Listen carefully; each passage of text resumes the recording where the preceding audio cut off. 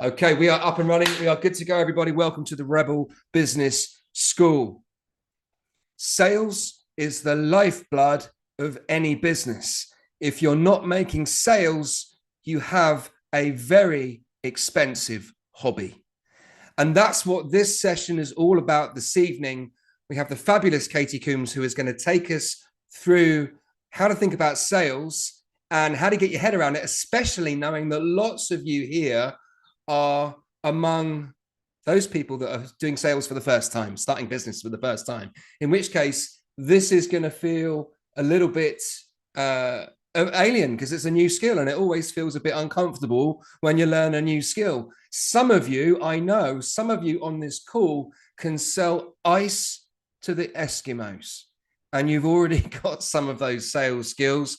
And I know what's going to happen tonight is we're going to build on them, because our session this evening, what Katie's got for us, is about getting you activated. It's about getting out of the blocks. Selling is a contact sport, but it can seem a little bit scary.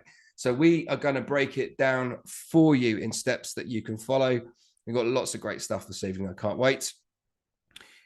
So what I'm going to do is, first of all, give you some important messages to get us up and running. Okay, so welcome to sales session number 2. As you know, before we can go any further, we need to dive into the small print. Everybody, can you read the small print? No, you can't. So I'm going to take it to the next step for you.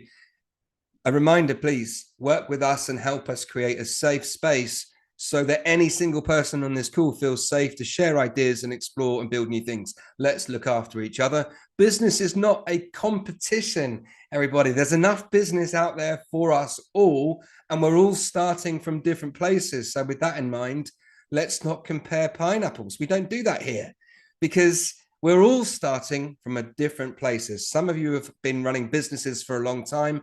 Others of you have never done it before, and you're just considering starting, and everywhere in between.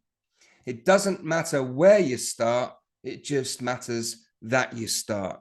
Now, as you know, throughout the 10 weeks, we give you lots and lots of content. It's a very content-rich course, and it's like a buffet. Treat it like a buffet. When you go to a buffet, you don't eat everything that's there. You might have a go, but if you did that, you'd feel a little bit sick. So you choose what to put on your plate. You choose the information that is helpful for you and ignore the rest. Okay, so this is all about getting you started and getting up and running. Or if you've already started and you're here to get our help to keep going and to build on the things that you've already begun, you choose the bits that are helpful for you.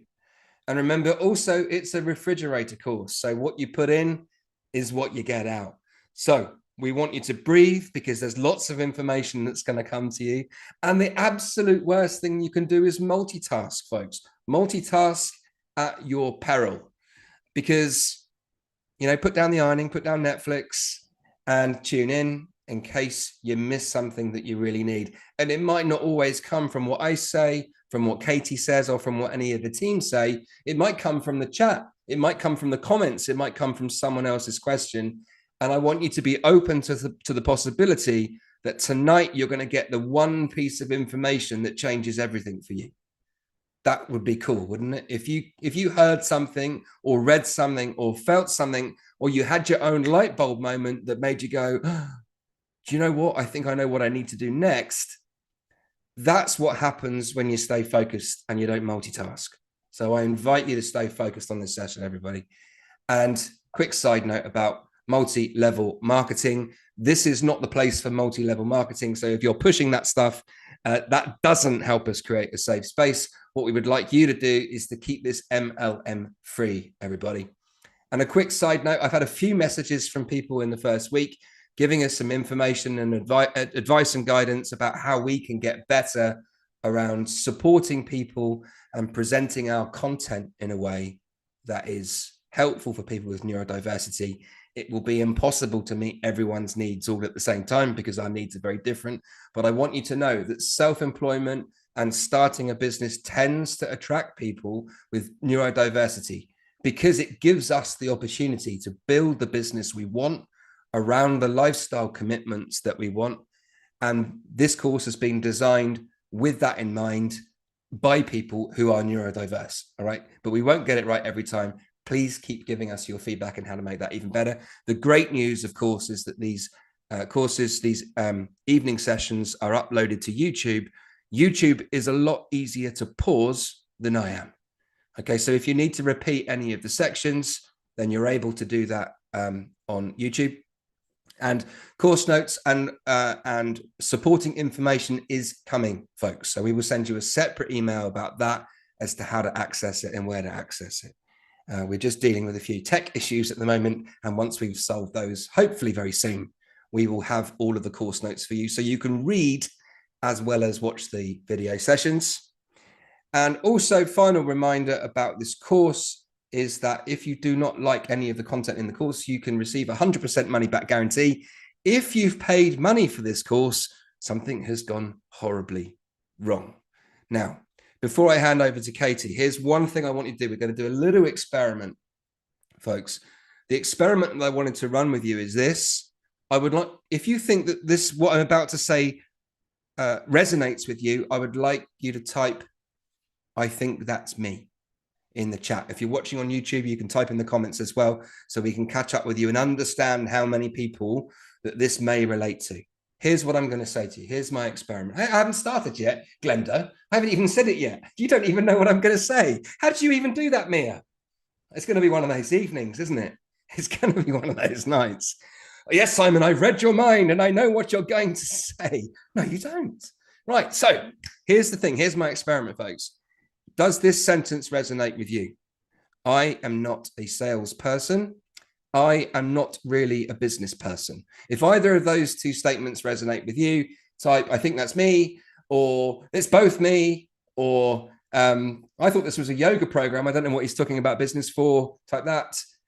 Look at all of the folks in there. Oh my goodness, Katie, I'm so glad you're here. Oh my goodness. Okay. Right, lovely. Isn't that fascinating? Oh my goodness. But you're still going. Somebody typed no, but I can't see what it was. It went too fast. Spoiler alert, someone's ahead of me here. They said no. Okay, great, folks. Look, you're in exactly the right place. I'm not going to take up too much more of your time. I'm going to hand you over to the mighty Katie Kims very shortly. The thing that I'm going to say to you, the thing I want you to consider is this, guys. It's a made up story. It seems real, but if I was to tell myself I'm not a salesperson, how much harder do you think sales becomes? So I'm going to invite you to tell yourself something else, to tell yourself this, to say, I'm open to learning the skills of becoming better at sales. What if you tried that sentence instead? Who is open to learning the sales skills? Type the word open in the chat. Because my sense is when somebody says, I am not a salesperson, my spidey senses tingle because I'm like, I know that's a story. I know every single person on this call has got the ability to communicate a message with somebody in such a way that gets them interested in buying something. And what Katie's going to give us is she's going to break down the steps just to lead you through that process. Now, if you've done sales before, you'll be able to scoot through this process, but don't skip it. And that's the mistake that lots of people make. What she's going to give us tonight is the stuff you don't skip, the stuff that you go through this because this is part of your entrepreneur's training course. It's the course that money can't buy because business is a contact sport. We need to get off the stand and onto the field. And Katie is going to give us the tools to do it. And boy, is she good at sales. So that's enough from me, Katie Coombs, and your delicious microphone. I'm going to hand over to you. Are you ready? You're feeling like you're in the right room, aren't you? Yeah, I'm here. I've had a shower, I've cleaned my teeth. I'm all ready. Do I need to do any more prep? Was there anything else I needed to do? Well, I think you've already won the background game. I'm just about to nip out and engage with an interior designer to deal with my background for me, because yours is beautiful. I'd like to acknowledge the Rebel poster in the background. Thank you. Pixar lamp. So I'm going to shut up and hand over to you. Okay, well, me and my background will take over. It's taken me all day. Lynn's, my wife, and I have been working on this all day to ensure the background is good. However, the content, I don't know. We'll have to see how that goes. Let's find out. Right, here we go. Okay, yes, not good morning, is it? Or maybe it is where you are, but it's good evening from me. I'm in South Manchester. I have to say South Manchester rather than North Manchester. Is anybody else from Manchester here today? Could you please let me know in the chat? Have I got any Manx in the room?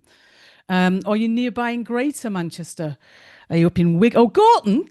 Gorton, I can see Gorton from here, more or less.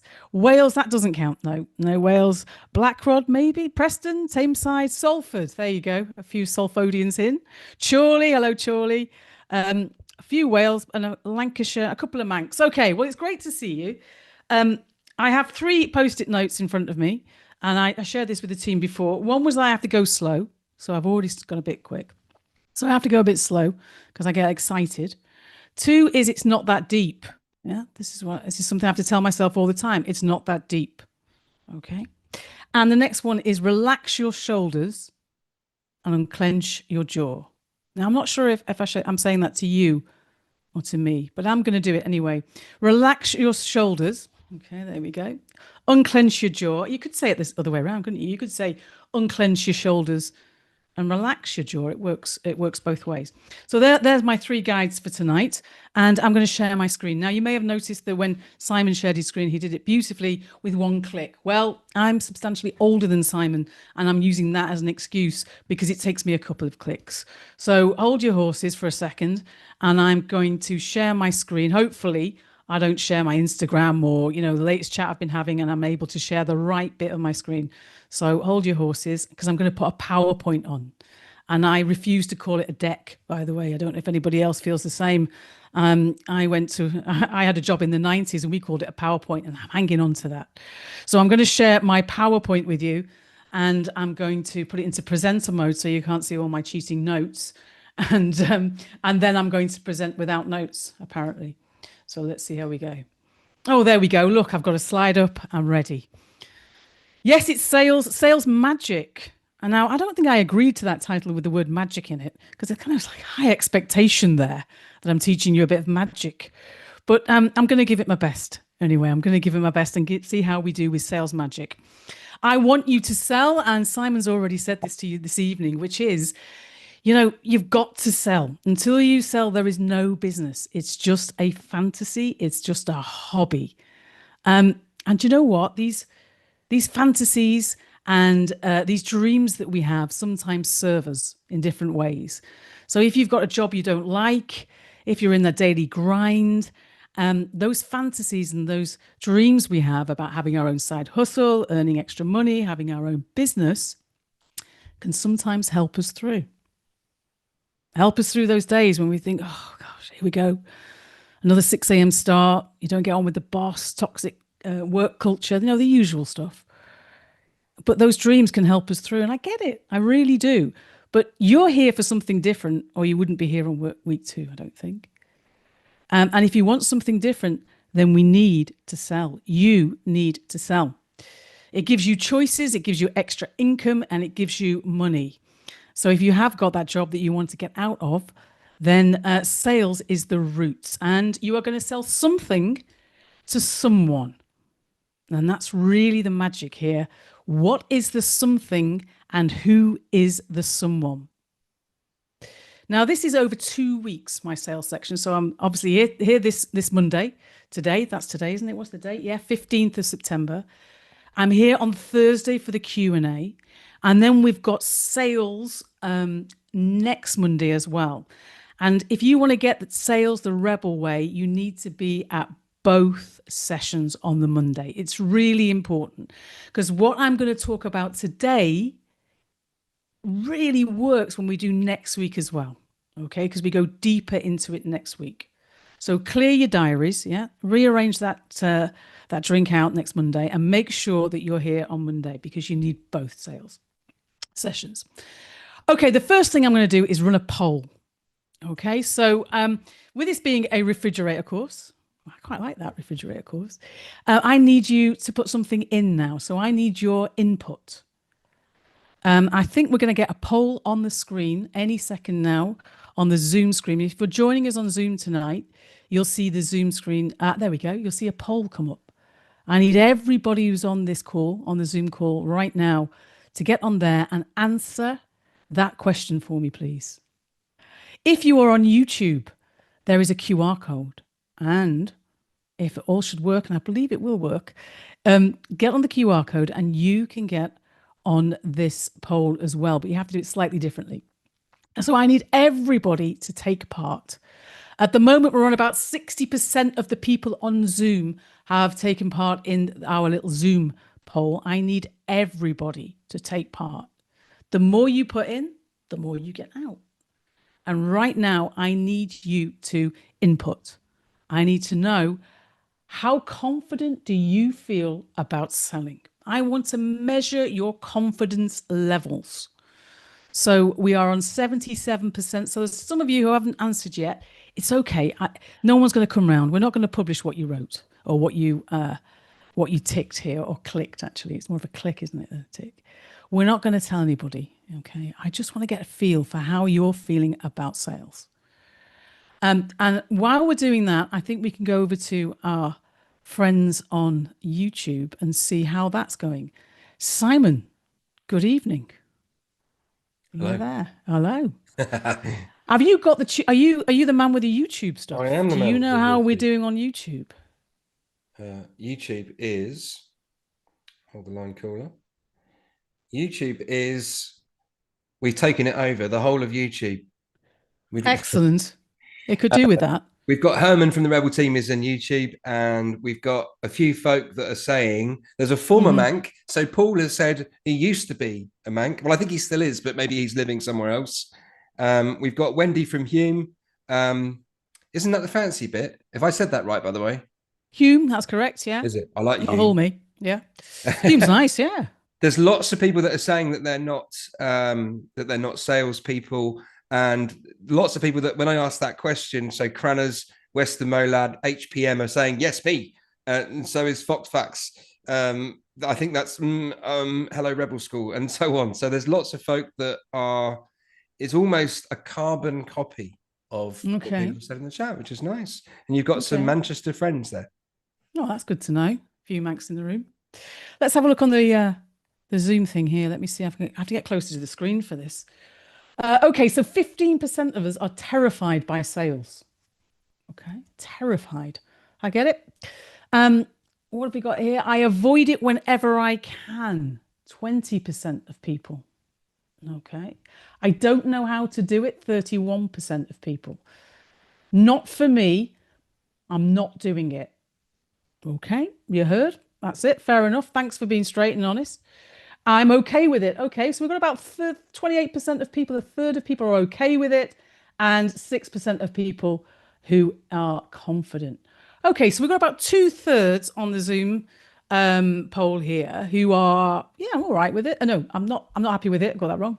I'm not happy with it. I don't want to do it. I avoid it. I don't know how to do it. And about 1/3 of people go, yeah, fair play. I can do it. Okay, fair enough. So with that in mind, the content I've got for you today is going to walk you through the very first steps of selling. And for some of you, you think, I've done this before. I don't need this bit. Well, stick with us, because next week we get a little more sophisticated. But it's important that we get this stuff in so that everybody gets to take these first steps. And if we take them together, it sets us up nicely for next Monday. Okay, right. Now I want to go in the chat actually and see what word comes to mind when you hear the word sales. Don't overthink it. Get onto the chat right now and tell me just instinctively what word comes to mind when you hear the word sales. Go for it. Let's have a look. What comes to mind? Get onto the chat right now on YouTube. If you're on YouTube, I want to hear you on the chat. Simon's there, my YouTube correspondent. And also on Zoom, let's have a look what people are saying when they see, when the word sales comes to mind. We've got rejection, difficult, targets, pitch, lies, pressure, dread, negotiation, pushy, artificial, shame, sleazy, money, pressure, profit, connecting to needs, cringe. One of my favorite words is cringe. It's moving so fast I couldn't see who said it, but cringe. Thanks for the cringe. Building relationships, rejection, begging, hustle. Wow, there's some words there, there's some descriptions, isn't there? It does evoke a lot of emotion. I got a few on the tube, Katie. Do you want Go to hear a on, few from the let YouTube? me know. Yeah, go for it.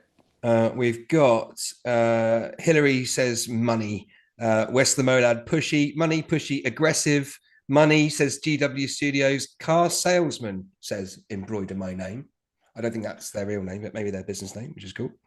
Pushy, hustle, money, stressful, sleazy, and guy in suit pitching at you, which I think was one of my favorite answers. Reaching and convincing the people, says Shiva. And Stella says not true. But Roll, I like Roll's answer. He says, Roll says necessary. Oh, right. Okay. I've got a couple here. Now I can see it's gone a bit slower. Greasy old men like Matilda's father selling cars full of sawdust. And that was from Jen. You've seen my slides, I think, Jen. Claire, providing a good service or product. Lovely. Philip, pushy, manipulative, and not service. Wow, it's interesting because I think the thing about sales is I don't remember anybody at school. I don't know about you, Simon, if you can think of anybody. When they said, "What do you want to do when you grow up?" People put their hands up and said, "Yeah, when you do that thing when you go really high, I want to be in sales." I don't remember any of that. I want to be people want to be.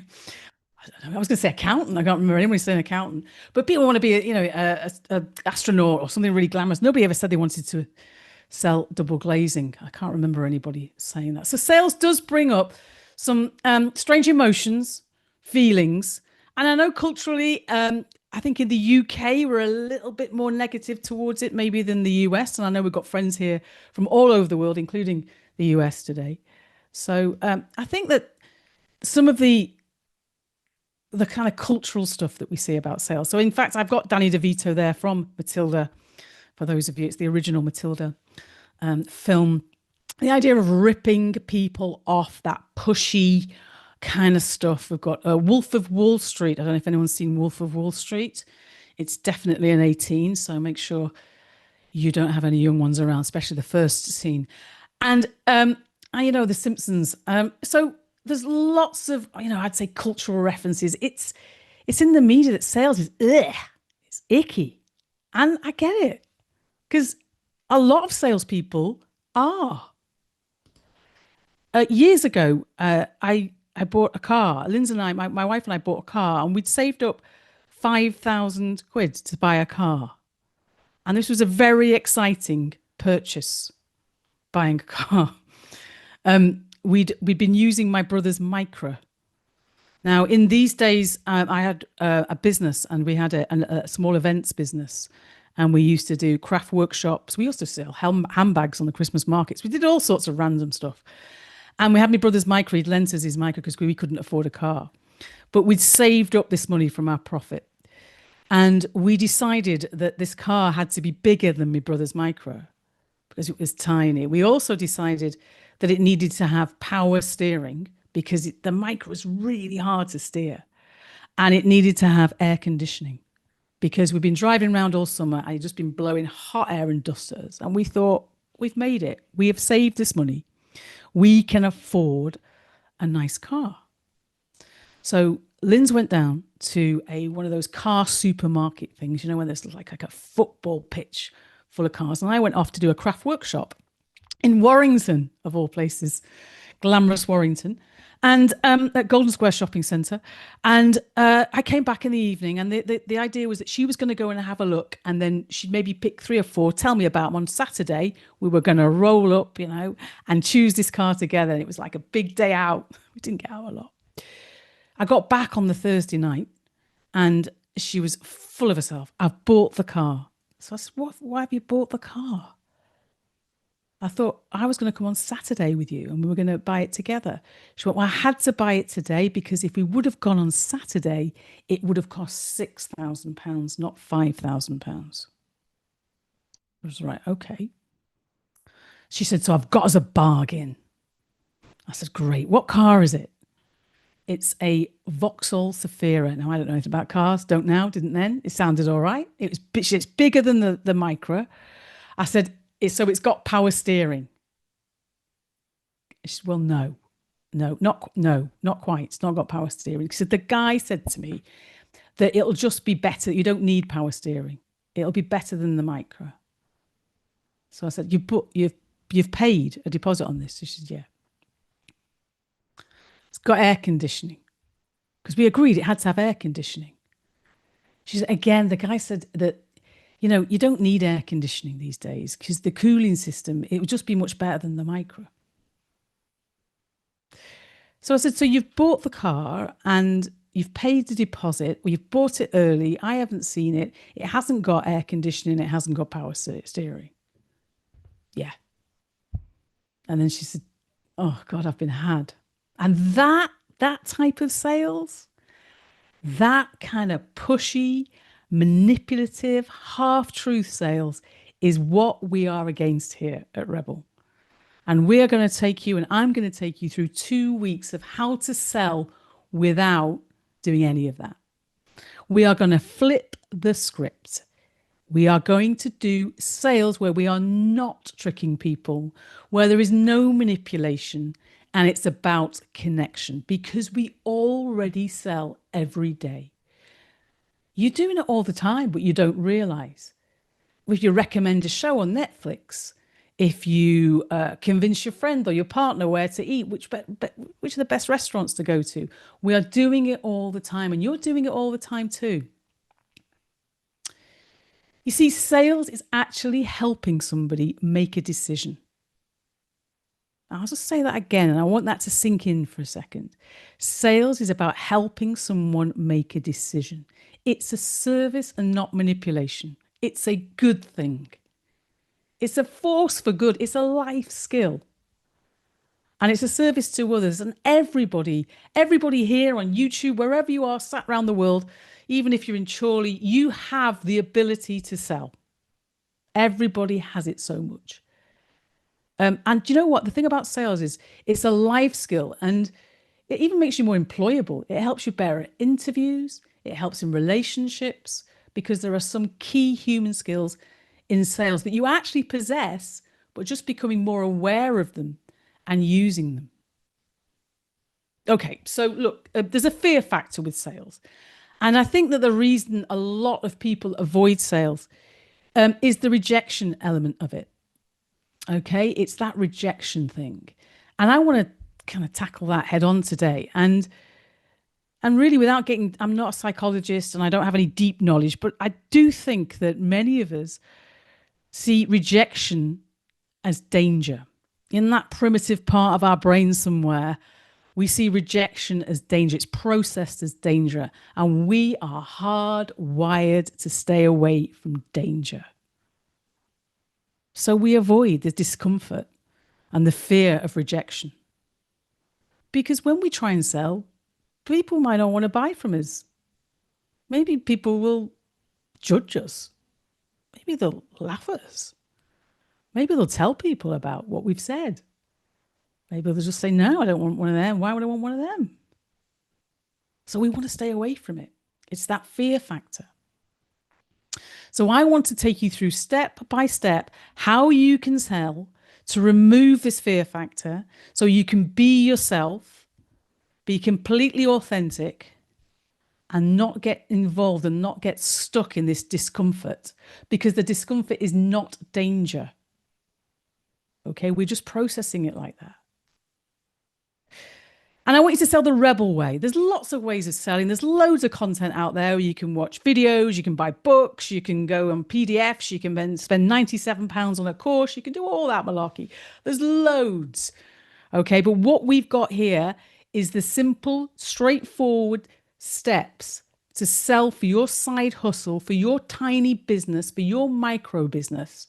And for those of you who've already got going and you want to reconnect with your business, one of the best ways to do that is by selling more.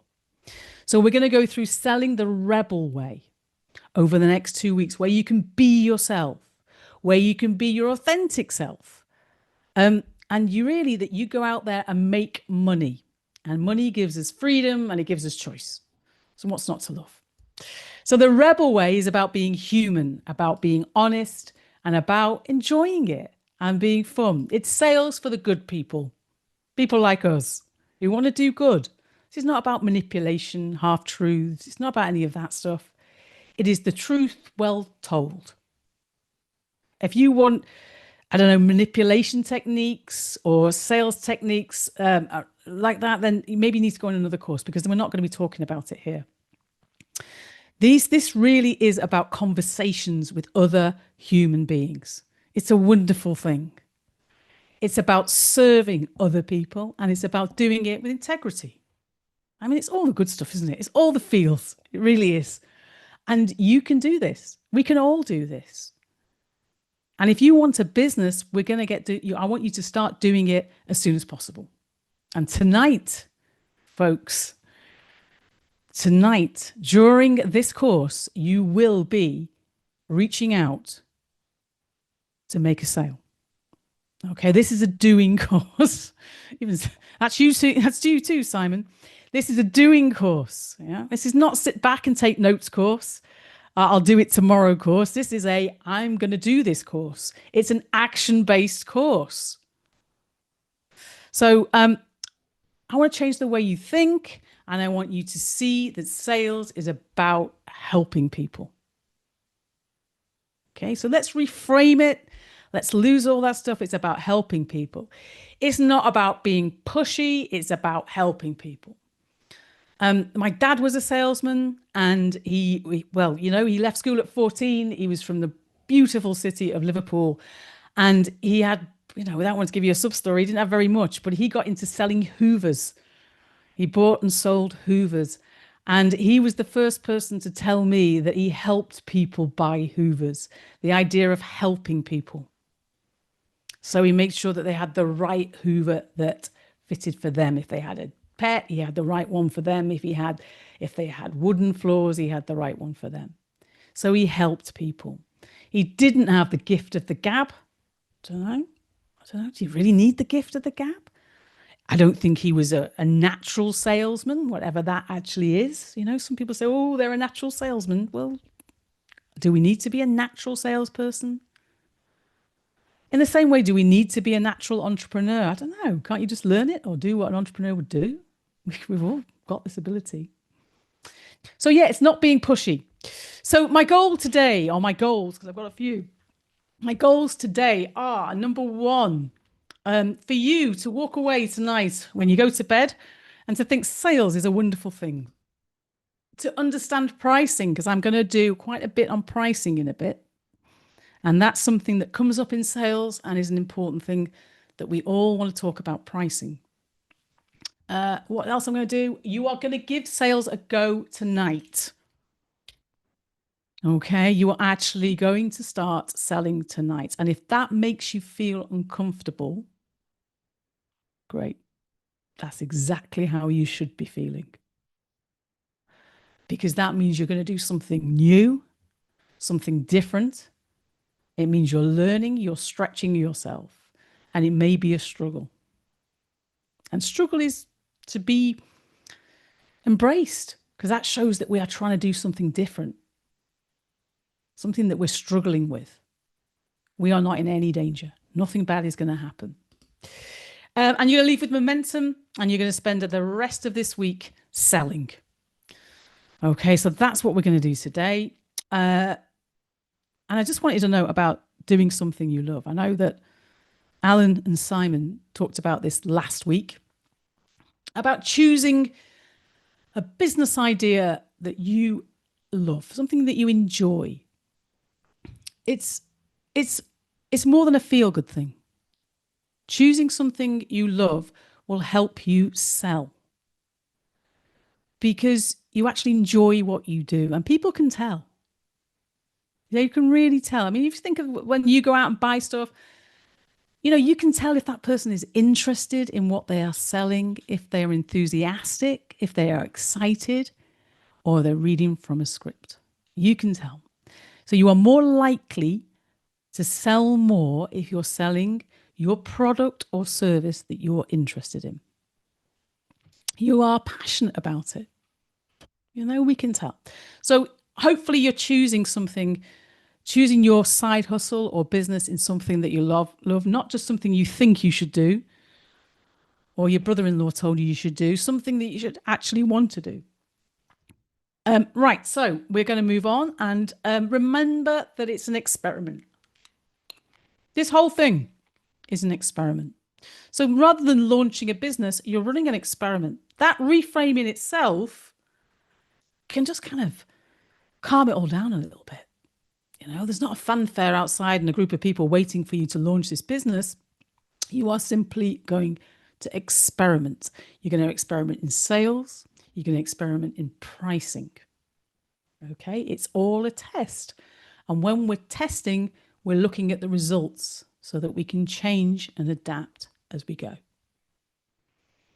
Okay, so you do not need to be perfect. It does not need to be ready.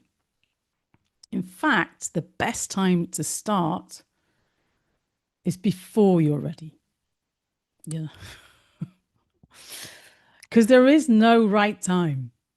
Simon just keeps doing that with his hands like jazz hands. It's exciting. It's excitement. I'm like, oh, this is exciting. Because I can see like what's happening in the chat is that some people are starting to feel a bit nauseous about this. You know, Theonis says that they're more likely to walk away from salespeople, and that's exactly why we do it this way. Because conventional wisdom says you got to get all your ducks in a row before you can sell. And the way that you're about to explain it in the process of explaining is you don't need to have your ducks in a row. In fact, just having a conversation with someone can change everything. So we're not trying to turn you into pushy salespeople, folks. It's the exact polar opposite of that. And for anyone that's feeling a bit nauseous, we've got you. This is the exciting bit. You know, when you're feeling a little bit nervous and we got that feeling of anxiety, it's in the same place that excitement is. Anyway, please carry on. That's the one. That's the one. Thanks I'll for that, Simon. Jazz hands now. I don't want to distract you. I kind of like it. So, you know, when we were toddlers and we tried to walk, or you see a toddler trying to walk, well, they normally fall on the bum. And they don't sit there and go, oh, that's it, then I can't do it. They just get straight back up and try again. So the thing is that you've got to start before you're ready. There is no ready. There are no ducks. These are all superstitions. They're all just made up words. Sales are messy. This business is going to start messy. Most businesses do start messy. Most of the first actions you take are kind of messy too. Imperfect. Imperfect action, imperfect sales. It's fine. This is how it happens. This is how real businesses start. It's just not spoken about. What's spoken about is business plans and sales funnels. So yeah, this is the real thing. This is what happens. So if you are feeling, I mean, I know that Simon's saying in the chat, people are feeling a little nauseous. It's okay. We have got you. And I'm going to walk you through step by step. And I can almost guarantee, I guarantee that? I can almost guarantee that by the end you'll think, yeah, okay, I can do this. I'm really going to give it my best that we get there. Right, okay, what I've got next. Yes, sales is progress. It really is. Watching courses, designing logos, chatting to ChatGPT is not starting a business. I don't know about you, but one of the things I do if I'm a little unsure about anything is I buy a book or I go on a course and then I take no action. Does that resonate with anybody? So I'll just do a bit more reading about it. But actually, it's all about the action. And sales is where this business is going to start. So it's okay. There's plenty of time to read books in the future. But the most important thing is the action. And yes, as Simon says, we've got you every step of the way. We are here for you. We're here tonight. We're here on Thursday. The team are here to answer your questions. I know there is if you want to ask any questions, there is a Q&A box on Zoom and you can ask questions there. And I believe there's something similar on, no, are we on the other one? In YouTube, and you can ask some questions there. Okay, it's a huge opportunity. And yes, there is some fear. There is some discomfort because you're doing something different, something new. And I am going to challenge you a little. Only a little. It's going to be all right. Okay, you can get a broom while you do it. I'm presenting in my slippers, you know, so it's going to be okay. It's not going to be too bad. If you need a break, you can have a break. Have a cup of tea. Okay, so sales is not fake. You are going to be yourself. It's not about lying. It's not about being pushy. There is no need to be pushy or fake. You can be yourself. There is no pressure required. Okay, not rebel sales. Maybe in other sales ways and sales courses there is, but not on this one. Selling for small businesses, tiny businesses like yours, side hustles like you want or you've got. You don't need to do any of those things. You need to be yourself. And the more we practice it, the easier it is. Sales is a lovely thing. It really is a really lovely experience.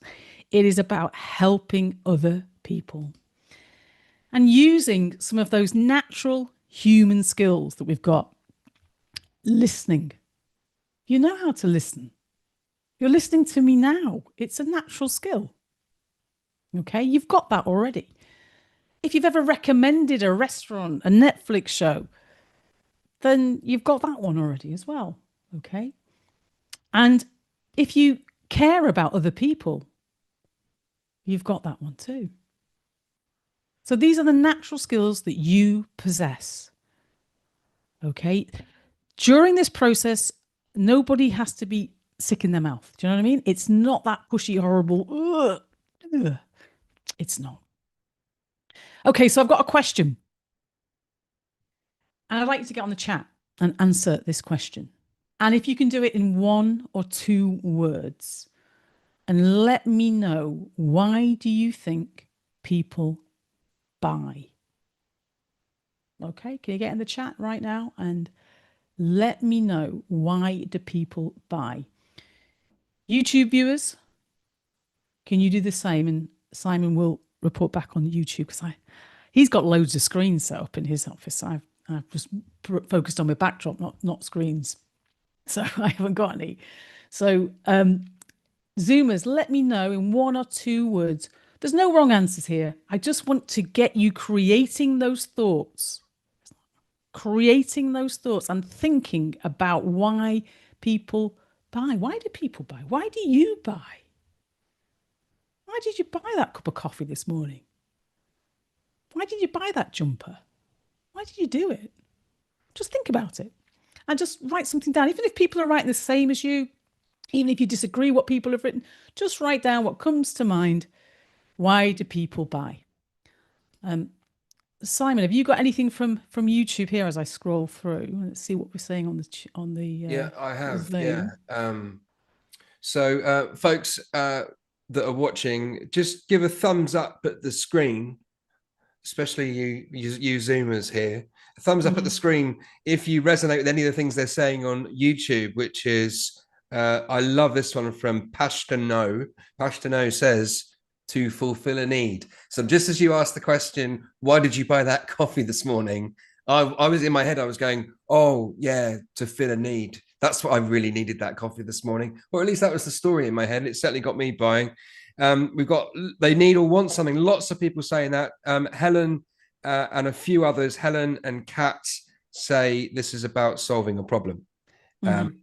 And someone who's got a name in letters, the Cyrillic alphabet of some kind that I don't understand, so I can't say their name, but they say dopamine. Like, that's the reason. Probably responding to me buying coffee this morning. I don't know, but they like the product. It's a status symbol. It's a lack of self-control, says Bunny Rabble. Bunny Rabbit. Bunny Rabble. Oh, right. Here we got on Zoom, we've got to push your cortisol up, says Irina. Compulsive buyers, keeping kids happy. Sharon, a treat for yourself. Lots of different stuff coming up. Very similar, I suppose, to the Zoom stuff. Meeting a need, solving a problem. We've got lots of that. Now, look, I haven't got that on my slide. I've got this word. I know it's a bit harsh, isn't it? But really, it is about people buy because they are selfish. Because it meets a need. It solves a problem for them. It's about them, not you. So when people are buying from you, always remember, it's not about you. It's about them. They are meeting their own needs, solving their own problems. Every coffee that you buy, every pen you buy is because it meets a need. Now we can debate around the emotional and rational needs, but we're not going to do that this week. That's next week's content. But everything that you buy, think about it. It's about you. Everything that your customers are going to buy is about them. And you are there to help them decide what to buy. That's all. Okay, now when we are selling, it is about listening and talking. Listening and talking. The best salespeople are not the best talkers. The best salespeople are the best listeners. They really listen to what people want and seek to understand first. Selling is not telling. It is not telling people about what you do. It's about understanding what people, i.e. people who may buy from you, what they need and want. Next week, I'm going to talk about customer obsession, but in a kind of healthy way, not in a kind of weird, stalker kind of obsession way, because that wouldn't work. But it really is about listening and understanding. Okay, so think about that. The best salespeople are the best listeners. That narrative that, gift of the gab and you can talk people, you don't have to talk anybody into anything. You have to be quiet and listen and seek to understand first. And really have a conversation and not pitch at people. Selling one-to-one with another human being is a conversation with another adult human. It's a convo. We have those all the time. And the cringe thing, my favorite word, the cringe thing. It doesn't have to be cringe. It doesn't have to be icky, okay? You are there to help people. Your whole focus is the other person, not you. Your whole focus is to understand the other person you're talking to and listening to. It's not necessarily all about you. This simple switch of focus from yourself to the other person who is potentially going to buy from you and give you money is absolutely fundamental to everything you're going to do in your business. So it doesn't have to be cringe. And the more you do it, the more natural it will feel. Okay, so if you've got that, oh God, that's that cringy thing asking people, I don't want to do it. You don't have to. It doesn't have to be cringe. Though one of my favorite sayings is, life begins at the other side of your cringe. I don't know if you've ever heard that one. I do that one on the day when I'm encouraging people to make videos for social media. Maybe you and Laura will do that on another day. Yeah, life begins at the other side of your cringe. But it doesn't have to be cringe. So let's not go there. And I've said cringe too many times now. But there's something about that word. I just like saying it. So you can do it. We can do it. We can do hard things. We all have the power to do it. There are lots of techniques that we're going to talk about over the next 2 weeks. And you have the power to do some hard things and to push yourself a little bit. It's everyday courage that you're after. Small amounts, a little bit of struggle, doing new things, but you have everything you need, and I'm here to guide you. Simon, I'm going to move on to pricing. I'm going to go back into sales in a bit, but before I move on, is there anything coming up on YouTube or anything I need to know while I straighten my my chair and have a wriggle around? Straighten away. I love that picture, by the way. I think we should recreate that picture with you or me. Even you. There's one thing I just want to talk to, and there was a few people in the group when we were talking about fear and fear of rejection.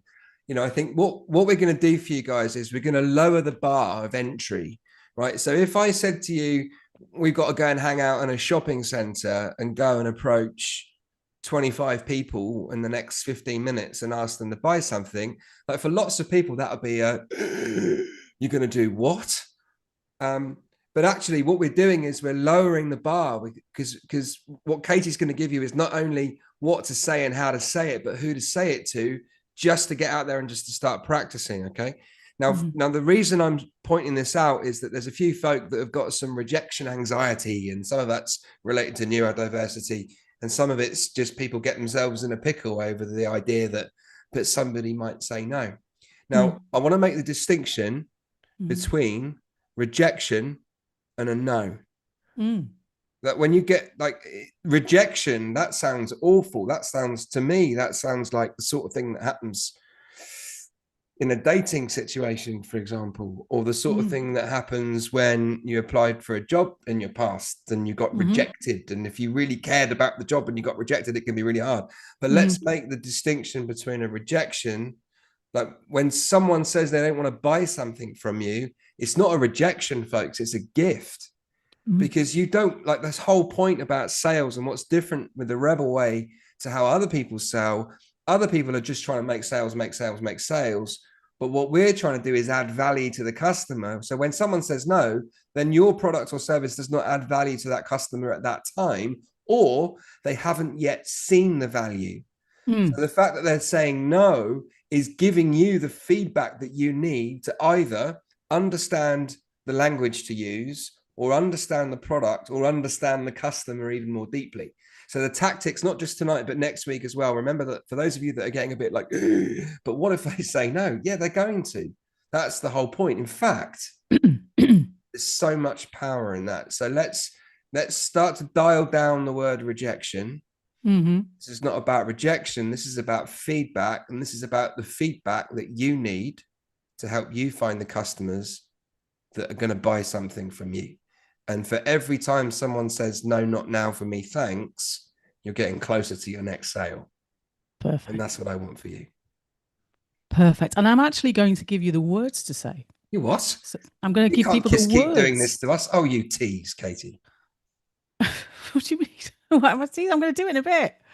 I'm going to do pricing first, but I'm going to give you the actual words to say. So when somebody...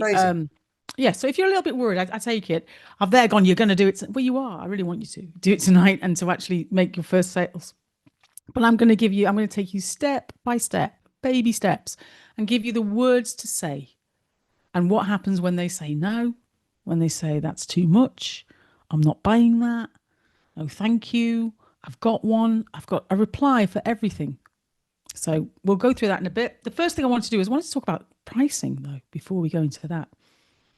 A little bit about pricing, because it's kind of the elephant in the room, pricing. And sometimes well, not sometimes, a lot, we do 2-week courses at Rebel. And I leave pricing until the last day, because I know that everybody wants to know about pricing. So I leave it till I leave everybody hanging on and say, right, I'm going to tell you about pricing on the last day, because I know it keeps people coming back. But I think that on this course, on week 2, we are going to dive straight into it, because it's something that comes up all the time. How much shall I charge? And I want to go straight into it and talk really about pricing and give you some tips around pricing, because it's a test like everything else. It's an experiment. It's a test. It's not permanent. But there can be some complexity around pricing and some factors that you're going to have to take into account. And I'm going to give you 10 tips around pricing.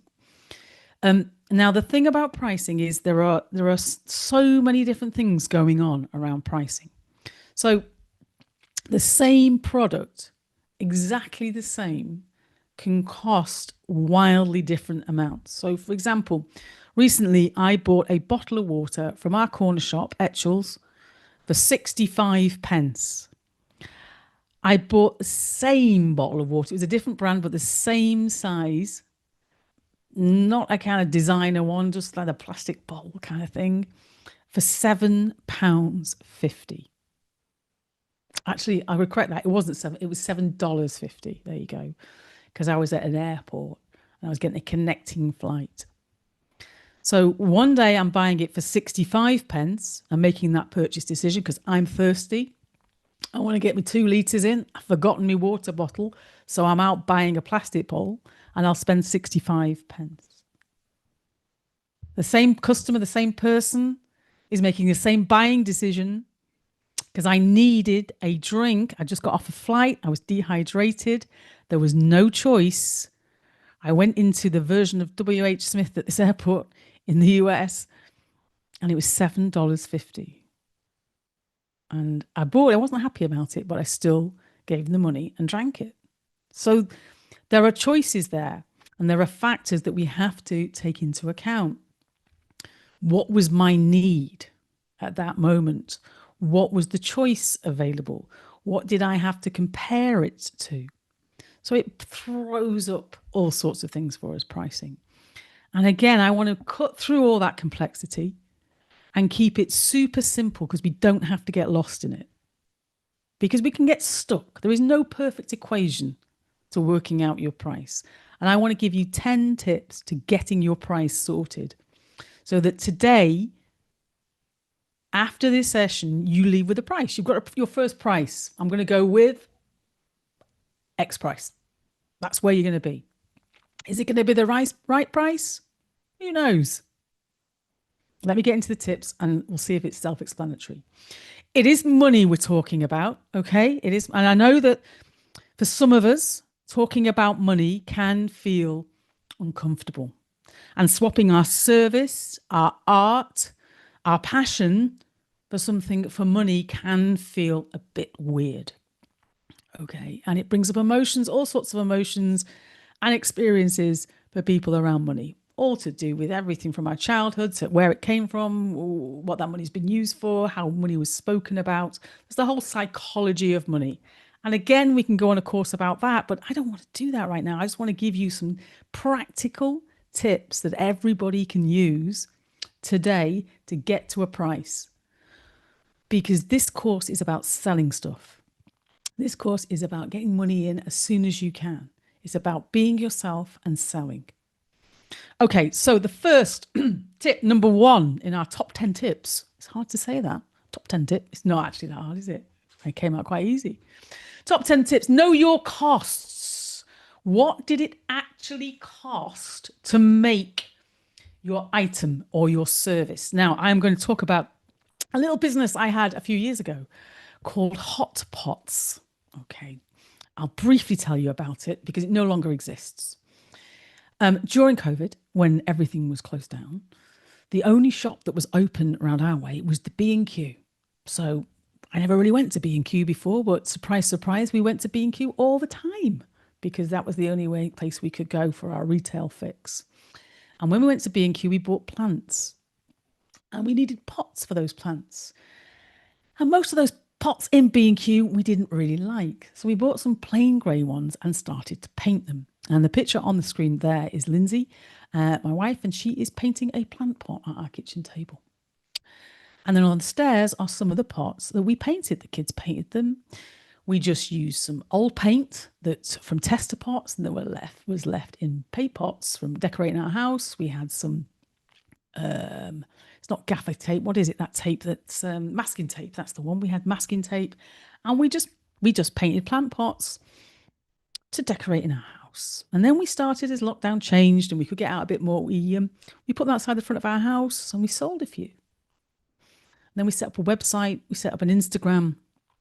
And we started to sell quite a few. And then we got a couple of retailers in the local area over the next couple of years to start selling them for us as well. So we had hot pots and we had our little business of painting plant pots on the kitchen table that we'd bought from B&Q. That's as complex as it got. Now, pricing. Why am I telling you about this? Because I'm going to give you the simple formula to I'm laughing because it's so simple. The formula to our pricing. This is what we would have called in the old days a fag packet pricing strategy. Yeah, I don't say fag packet anymore, but anyway, I've said it now. So this is the fag packet pricing.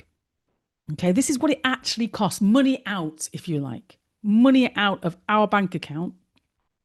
Okay, to work out what it costs us. And this is the first thing you need to do is know your costs. Be close to your money. Okay, so the pots cost £6 each.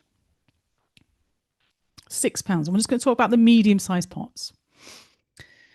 Now I'm thinking, okay, so we buy a pot for £6. Now we know that if this got into a bigger business, we could probably buy them wholesale and buy 1,000 of them, and maybe they'll be £2 each. But we weren't there. We were just at £6 pots. So we start with where you are, rather than thinking ahead to any wholesale price in the future when we're selling hundreds of thousands of them globally. We obviously didn't sell hundreds of thousands of them globally, but we did all right. So £6 a pot, okay? So petrol to B&Q. Now, I can't work that out. It's maybe about 3 miles away. I have no idea how to work that out. So we thought, okay, let's be really generous and put £1 on the pot for petrol or transport. Okay. So it's now cost us £7. It probably hasn't, but £7 a pot and we're covered. And then we thought paint. How much does the paint cost? Well, it costs us nothing because it's just the paint out of our cupboard, really, that we've not used. But in the future, maybe it would cost some. So let's put another £1 on. So we put another £1 on as well. So now these plant pots are costing us £8. Masking tape. How much is that? Oh, my God. Some needed a lot. Some needed none. 50p. Okay. Heating and light. But we're in our house anyway. Oh, let's just stick another £1 on there. No, another 50p because that was too much. So now we worked out that these pots cost at the most £8. Okay. We didn't know exactly, so we guesstimated. Yeah, I guesstimate. Yeah. Guesstimated. So these pots cost, that's harder to say. These pots cost £8. We were selling them for £47.99. A markup or a gross profit of £40 a pot. So there was some money in this, we thought. Fair enough. Now, some of these pots took 20 minutes to paint. Some of them took 2 hours. So we thought, well, hourly charge, minimum wage, 12-ish. What do we want to earn? Let's just put £40 on and see what happens. So we sold the pots for £47.99.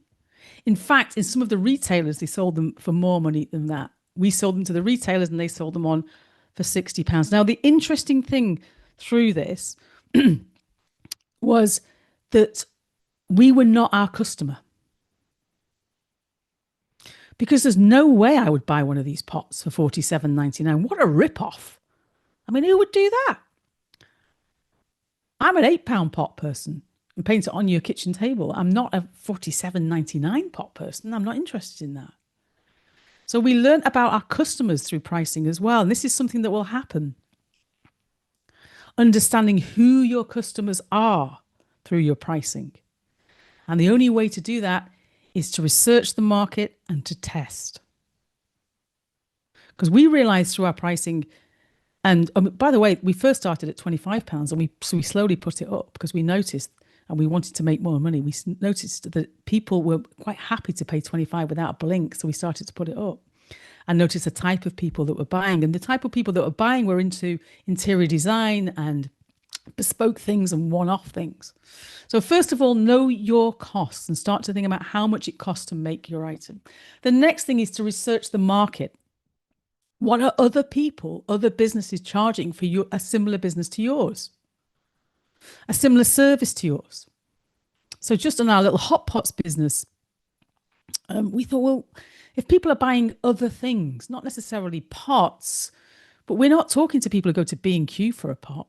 We're not talking to people who go to John Lewis for a pot. We're talking to people who go to boutique kind of gifty places where things are handmade and one-off.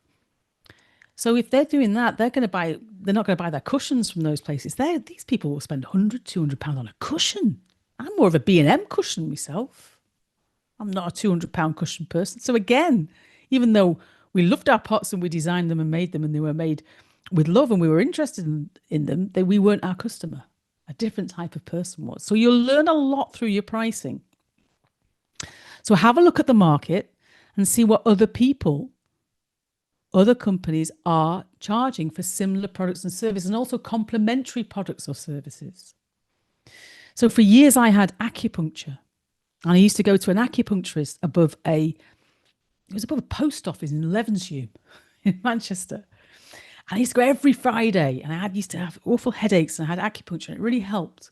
And I used to go every Friday, and I'd book in. She'd check in, you come in next Friday. And there was one particular Friday, and she said to me that the lady was the acupuncturist, "I'm not here next Friday. I'm at my other rooms." So I said, "Oh, right, okay. Where's your other rooms?" And she said, "In Wilmslow." Now, for those of you who don't know, Wilmslow is south of Manchester, and to be quite kind of a bit kind of stereotypical, it's a kind of very wealthy suburb. Okay, it's full of Porsches and Range Rovers, and there's plenty of money in Wilmslow. Okay, it's very bougie. If we've got any people from Wilmslow, I'm saying it with love. Yeah, it's a lovely place, by the way. She said, "I'm at my Wilmslow rooms." So I said, "Oh, okay." I said, "Well, I could come down to Wilmslow. I can drive down. That'd be okay." She said, "Why don't you do that?" Because it's just this Friday because I've messed up some bookings. So I said, "That's great. I'll see you next week at your Wilmslow rooms." And she gave me the address and she said, "Oh, by the way, don't worry. I'll charge you the same." So in my head, I'm going, "You put two right. You'll charge me the same." But I didn't say that because I'm so polite. So I said, "Oh, right. Thanks." And then I said, "Why is it more expensive in Wilmslow?" She went, "Oh, God, yeah. Of course it is. I don't charge 35 quid when I'm there." So I said, I get it. It must be really expensive, the rooms that you hire there, because it was for the post office. It was on the high street. It wasn't luxury. You know what I mean? It was nice enough. I was quite happy. I said, "Okay, is it quite expensive to hire rooms?" She said, "No, actually, it's not actually that much more expensive than here." She said, "The thing is, though, if I charge 35 quid in Winslow, no one would come. They'd think I was too cheap. It's a different market down there." She said, I think really I'm the cheapest in my block of all the different therapies going on." So she was charging, she'd looked what other people and what her customers were spending and charged something that really matched. So research the market, think about your customers. What are they doing? What are they buying when they're buying similar services? All right, no jazz hands there, Simon. Are we okay? Yeah, I'm actually stopped listening to jazz now in the background. So like, Okay. but I tell you what, this thing about pricing, I was so Mm, interested to read. So Mary, I think it was Mary that asked the question about greetings cards, mm, handmade cards. mm, And I think this often plays into the challenge that a lot of creatives face, which is you go, "I've got all of these skills. It's taken me 5 years or 10 years or 20 years to learn this. And it takes me mm, 10 hours, to Mary's point, it takes her 10 hours to make a card. Now, mm, if I work at minimum wage, right, mm, then I mm, should be charging mm. 150 quid for my cards, Good point. right, per card." But the challenge, and to your point about benchmarking, the challenge is like that we got to think about what the market is used to. Mm, You know what I mean? So if you put a really expensive product in front of someone that's used to be paying £10 for the same thing, then it's going to misfire. If you put a mm, £100, sorry, a £10 thing in front of a £100 expectation, it's going to misfire. So, and I think, like to Julia's point, yeah, these cards are going to be high end.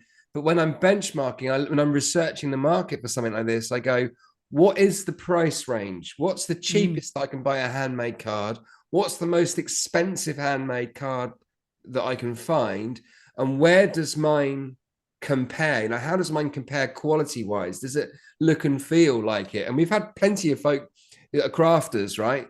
So, a mm, couple of things that you can do to keep your prices buoyant. We'll get onto this when we get into the digital marketing stuff. Decent pictures. You can have the best card in the world, but if you've got a crap picture, you're mm, going to struggle to sell it because it will devalue the look and feel. But also, you got to think, well, how can I structure my business and my products and services in a way that encourages the customer at a higher price point?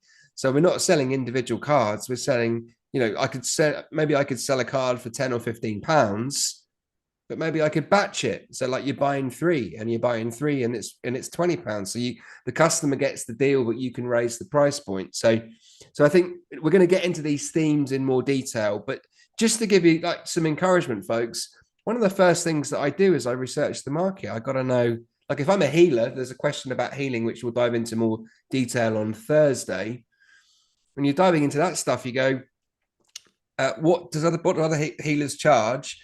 And what does my knowledge, experience, and process look and feel like? Is it premium? In which case, am I high end? Or am I kind of get started with your first ever healing session? Or am I somewhere in between? So I do love a bit of research, and I acknowledge your cushions in that picture, Katie. Like, I don't know how you plumped them like that, but that is high-end home design cushion plumping right there. Thank you very much for your compliment about the cushions. But I've got my B&M ones next to me here for £10. I'm not a 200 or £100 cushion person. Love it.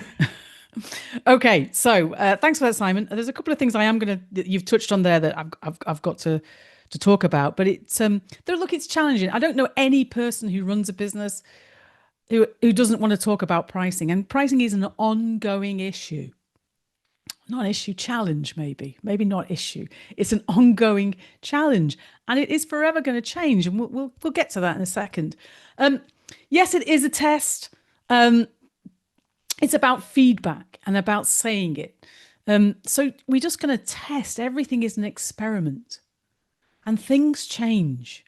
And you're going to learn from your customers. And the only way to learn is by saying your price and looking and listening for the reaction and questioning around the reaction. And we'll get into the questioning as we go through.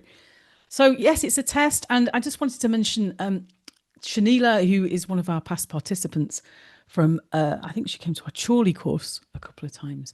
And Shanila is a therapist, and she is a holistic therapist. Her Holistic Pin Cups is her Instagram name. So you can have a look and look her up. And I had a great chat with Shanila when she first came. And her starting price was about £80 for a session.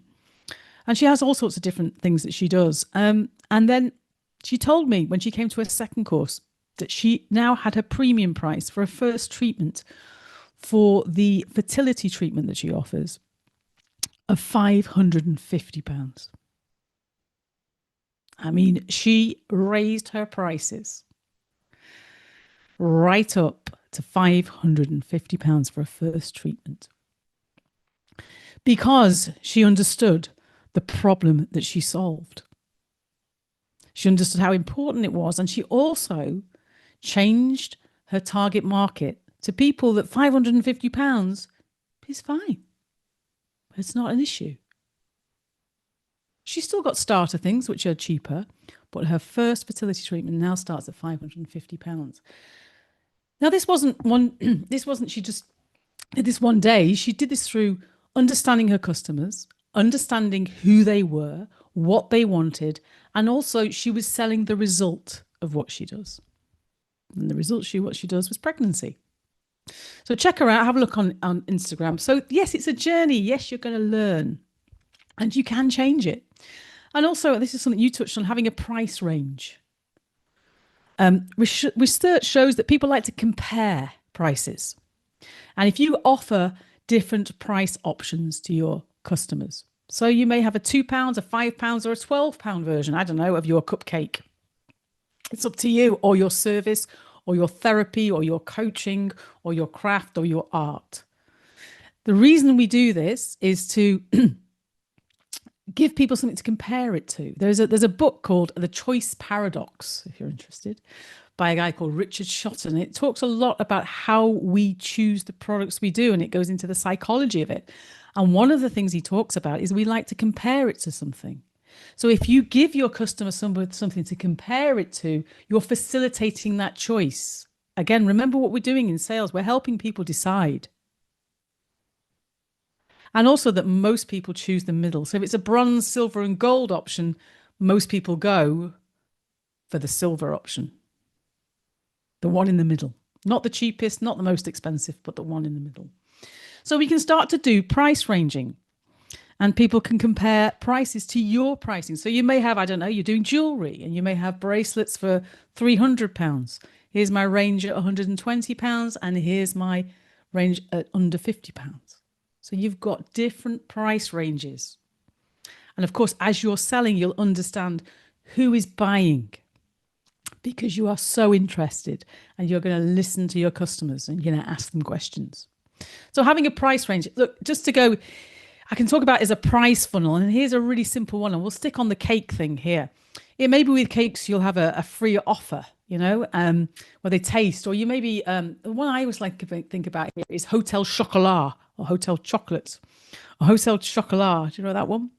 And you go in any of Hotel Chocolat and you can get a free piece of chocolate. I mean, there was one at Piccadilly Station in Manchester. I'm always in there. Get free chocolate, And then they've got those little chocolate boxes where there's one or two in there. And that's the easy sell. They've got the standard boxes of chocolates, which are a bit more money, and that's the kind of the standard box size, the milk tray size. Then they've got massive boxes of chocolates and slabs of chocolate. And that's the enhanced kind of version. They're even more expensive. And then you can get like big bulk buys, these giant things. I don't know how people get them in the car. And you can even go on a chocolate holiday and become a chocolatier. And that's like the more immersive version. So there's lots of different levels. There's so many levers you can pull in pricing. So just by being creative and being open and understanding your customers. So this can change into a cupcake. So you may do a free taster cupcake, and your single cupcake could be £3. But how about this? Rather than the £3 cupcake, which is an entry level price, and selling one, how about your entry level, as in the first thing that you can buy from you, is a box of 6 at £15. So now you don't have to find as many customers. Okay, because you are selling your first entry level price is £15. Don't even have the simple one. Have a freebie. And then maybe the birthday cake version is £40. The baking course is £99, and people can subscribe. I don't know, and you deliver a box of cupcakes to their home every month. There is so much you can do with pricing, and it is flexible, and you can change as you go and learn as you go. The next one is number 5 is say it out loud. Practice saying your price. Stop thinking about it. Say it. Say it to yourself. Say it to your friends. Say it to the mirror. Record yourself saying it. Say it, say it, say it. One tip I was given years ago around being a freelancer was say your day rate as the highest amount you can say without laughing. So start to say it. Practice it. I want you to make money. We want you to make money here. We want you to make profit. Find the people who are most likely to buy, who can afford what you've got, and make profit by having conversations with them. And pricing is part of that conversation. People buy from confident people. Most pricing issues are not a maths issue or a spreadsheet issue. It's really saying it and saying it with confidence. And remember that confidence is something we're going to cover in this course. And confidence is something that we can learn. You can learn. It's a skill. And you can practice it. It's not something you're necessarily born with. So if you don't think of yourself as confident, and actually I will put my hand up and say, I don't particularly think of myself as confident, but I practice it. It's a skill that I've practiced to be confident. So it can be practiced. And the more you do something, the easier it gets. So say it. If you've never said your price to anybody, say it to your friends, your family, your partner, the dog, anybody who will listen. Don't just think it, say it. Number 7 in my top tips for pricing is you can have intro prices. It's okay to have an intro price. It's okay to have a launch price when you're starting out. It's okay. These are straightforward things. There is no manipulation here. Be truthful. I'm starting out and this is my first price. I'm testing my price. It's okay. It's okay to have a limited time offer if it really is a limited time offer, rather than that sales guy who just made anything up, I think, to get the sale. If you're going to only do this for a certain amount of time, maybe you have some stock to get rid of, then be clear, be honest, be truthful. It's okay to have special offers and intro prices. I want to get you moving, talking about pricing. And ask for feedback. Okay, I've talked about research the market. Well, we know the first people we're going to ask are our friends and family, and we're going to talk a little bit more about friends and family in a bit. But always ask for feedback. They don't decide your price, you do. You own your price. You decide how much you charge. It is your decision, not your customer's decision, your decision. But being influenced and being open to feedback and research is key. So maybe it is too high, maybe it is too low. So ask people's opinion. Ask friends, ask families, ask your customers. It's not in stone, so don't be afraid to adjust your pricing. You can turn it up like Shanila did. You can turn it down if you needed to. Try different price ranges. Try different pricing techniques to make money from day one. Pricing is part of the conversation in sales. And getting used to talking about money, getting used to talking about how much we're going to charge is part of this process. And just before I finish on the sales bit, our 10th tip is about value. And this came up, I think, with something Simon was saying earlier, time versus value. And for those of you, I'm going to have a quick break after I've told this before we go on to the next section. So hang on if you're dying for a cuppa. I'm going to tell you this quick story. So I want you to come with me and imagine right now that we're at a power station. I mean, who knew I was going to say that? I know there's a little bit of a hint on the screen, but we're in a power station. It's a Monday morning. And the boss of the power station, I know, but stay with it. The boss of the power station has come into work. And he walks into work on that Monday morning. And he walks in and all the alarms are going off. His whole team, his tech team, are running around, doing jazz hands in the air. There's kind of alarms, there's bells, there's flashing lights, and there is panic.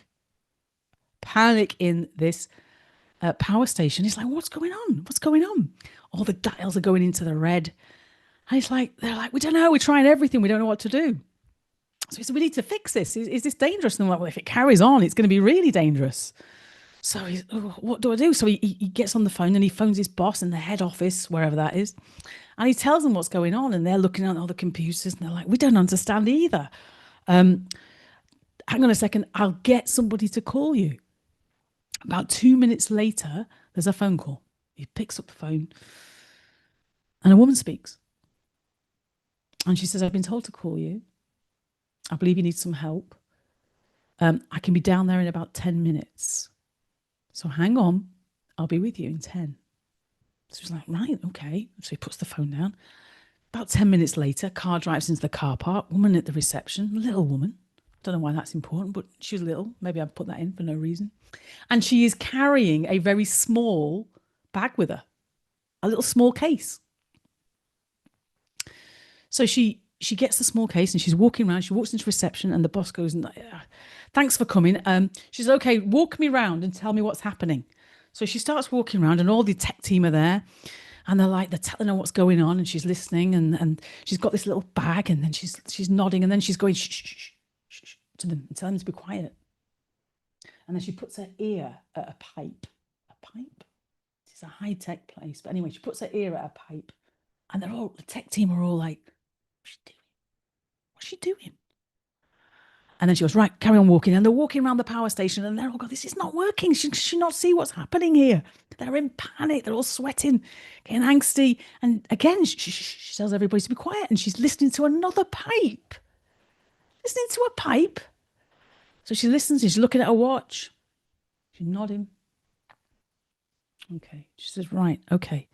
And then she goes back and walks back to one of the first pipes she had her ear at. And she opens her little case. And inside her little case is a tiny little hammer. And she listens to the pipe and then she gets her tiny little hammer and she looks at her watch. And then she starts to tap with the tiny little hammer on her pipe. And they're watching her and they're thinking, this is just, we're going to have to evacuate. What is this madness? And as she's tapping on the pipe with the tiny little hammer, something starts to change. The gauges go down, the alarms stop going off.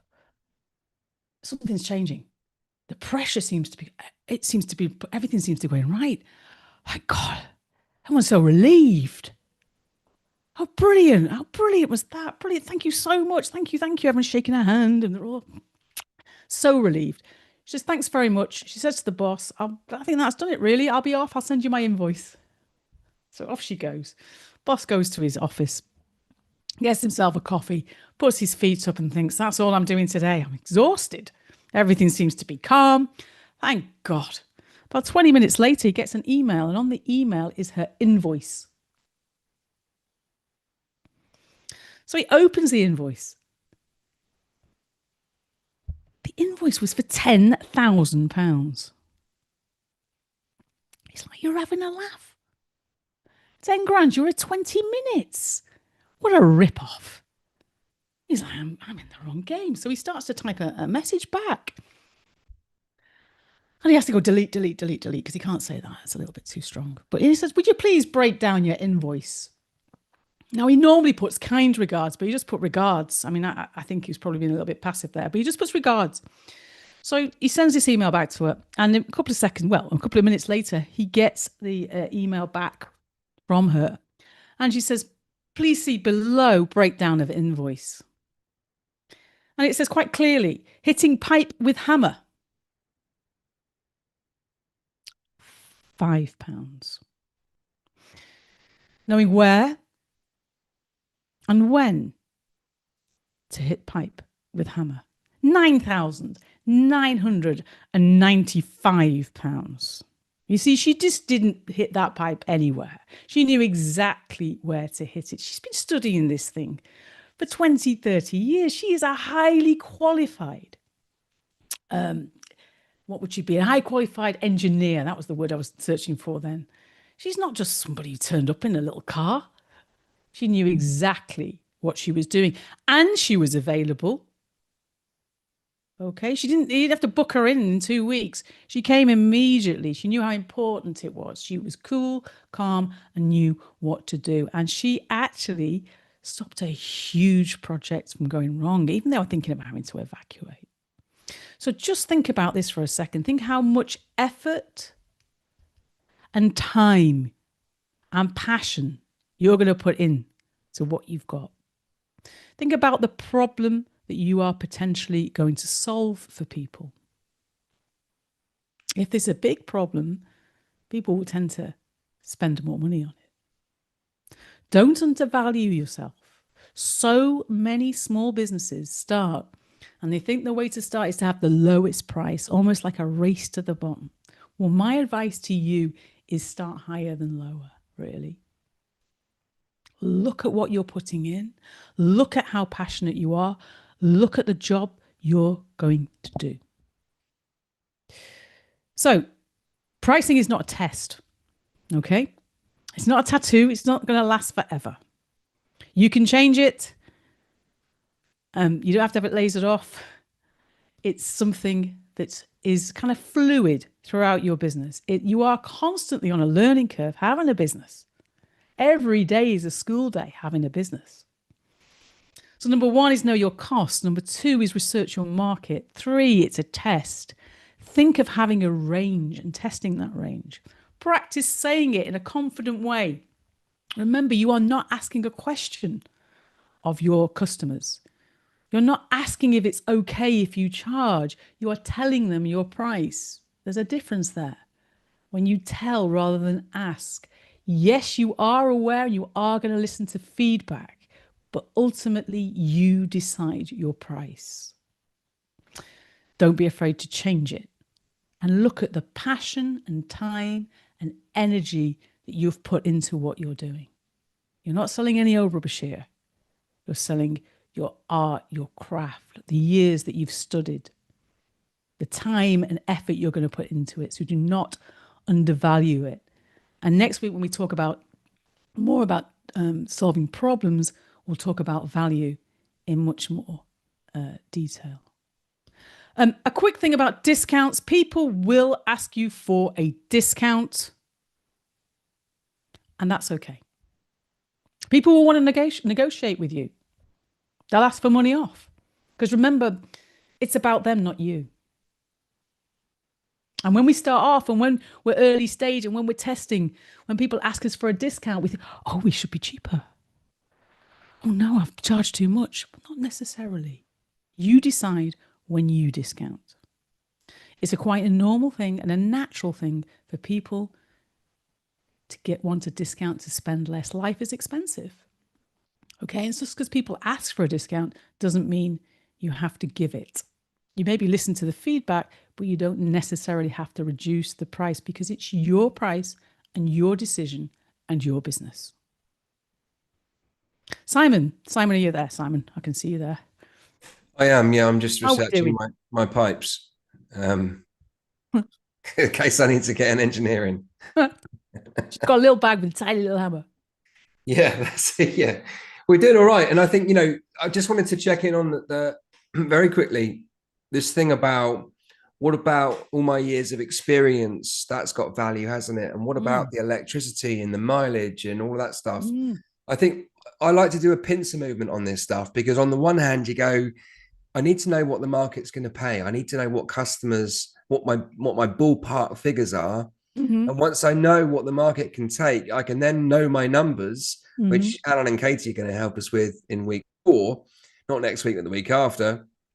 But I think that, I can't just say to my customers, well, the price is £400 and then I'm going to add my electricity and add this and add that and that because it's so expensive. It's like, use your tips to get the price and then we'll figure out the numbers. We'll help you do that to make sure that you're actually making money and you're not losing money because that is an important part of it.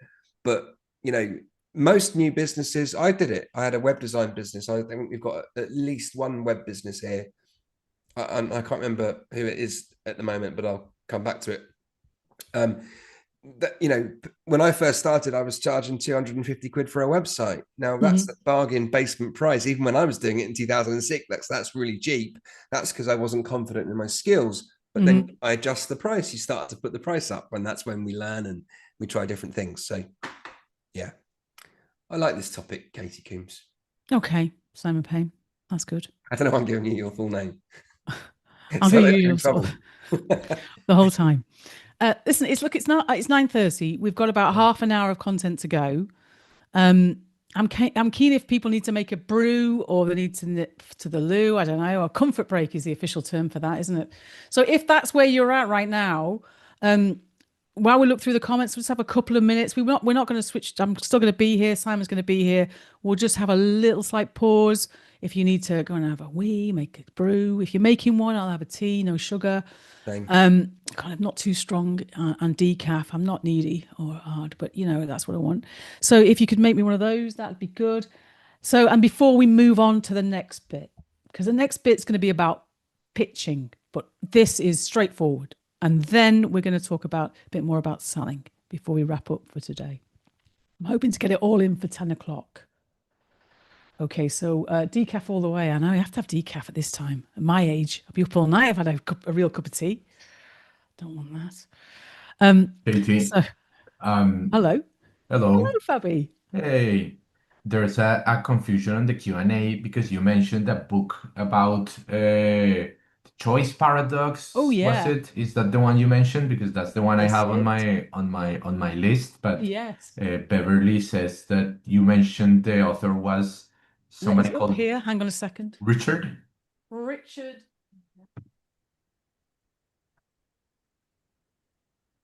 Shotton. There it is. That's the one. 25 I can't say that. Behavioral biases That's the one then. that influence what we buy. That's really good. There you go, Beverly. Nice work, Fabi. Amazing. Thank you for that, Fabi. I was a bit confused, so you have cleared that out. Thank you. Just to check in with Barney on YouTube, who said each their own, but I have an aversion to charging higher prices because it keeps people who may need the service away from the product or service because they can't afford it. I think that's what Barney's intimating, that they need or benefit from. And there is a way around that too. So there's I did this as, working as a facilitator before I started Rebel, where I have different price points for different customers. So for example, you go, this is what I would charge if a private company wanted to hire me to facilitate their leadership team for the day, but this is what my charity rate is.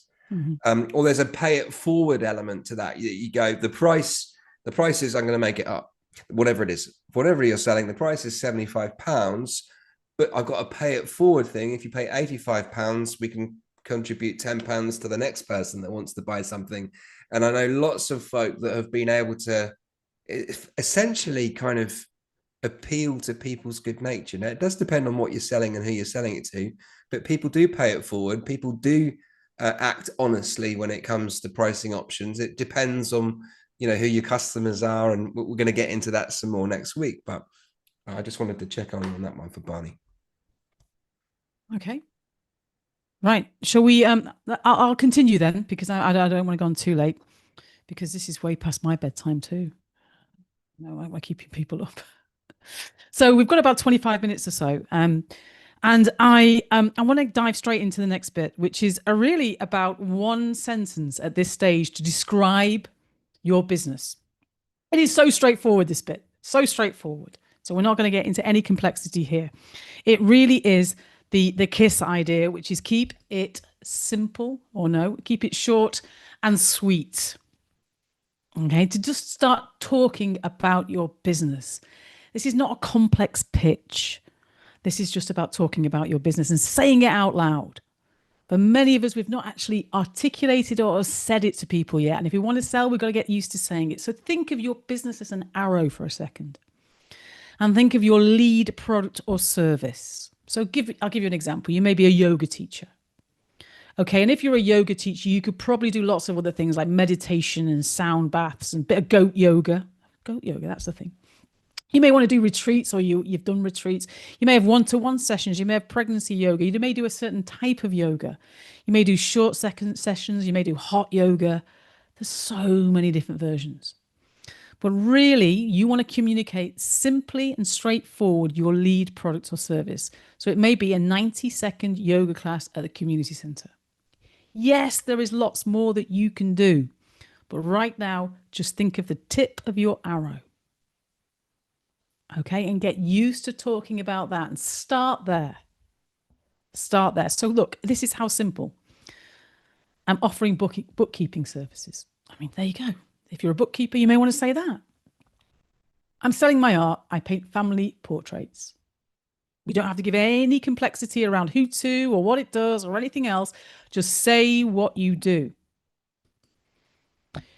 Maybe if you're talking to a family friend, or I don't know, it might not be a family friend, just a friend. You may want to say, oh, you know that personal training qualification I got years ago? Well, I'm booking PT sessions with people now. Don't go into too much story. Just keep it nice and simple. So take a moment, if you're making notes or you're tapping into your phone, what would you say? Or just say it out loud. No one can hear you right now. Say it out loud. What is your business? And using the word I'm or I am, not I'm trying to, not I'm hoping to. Yeah. Just I'm selling, I'm using, I'm offering, I'm helping. Okay, so just start to say it out loud, because I'm going to take you through step by step now, this bit where we actually are going to have the sales conversation with other people. Okay, where you are going to contact other people and have a sales conversation. That's the thing. And I realize that for some people and for many of us, we feel a little bit worried about that, but we really have got you. And it is step by step and taking action towards a sale, because I want you to start from where you are with what you've got. And I want you to start with friends and family. It's the great unspoken thing, but most side hustles, most small businesses start with selling to our friends or family, or a friend of a friend, or a family friend, or your uncle's mate who works at the pub. It's somebody who knows somebody who knows somebody. This is real life. This is how businesses start. This is where the first sales come from. And really what we're trying to do here, and what underpins everything we do in our small business, is know, like, and trust. Now, your friends and family will know who you are. They'll like you. Even though we're talking about family, you know what I mean.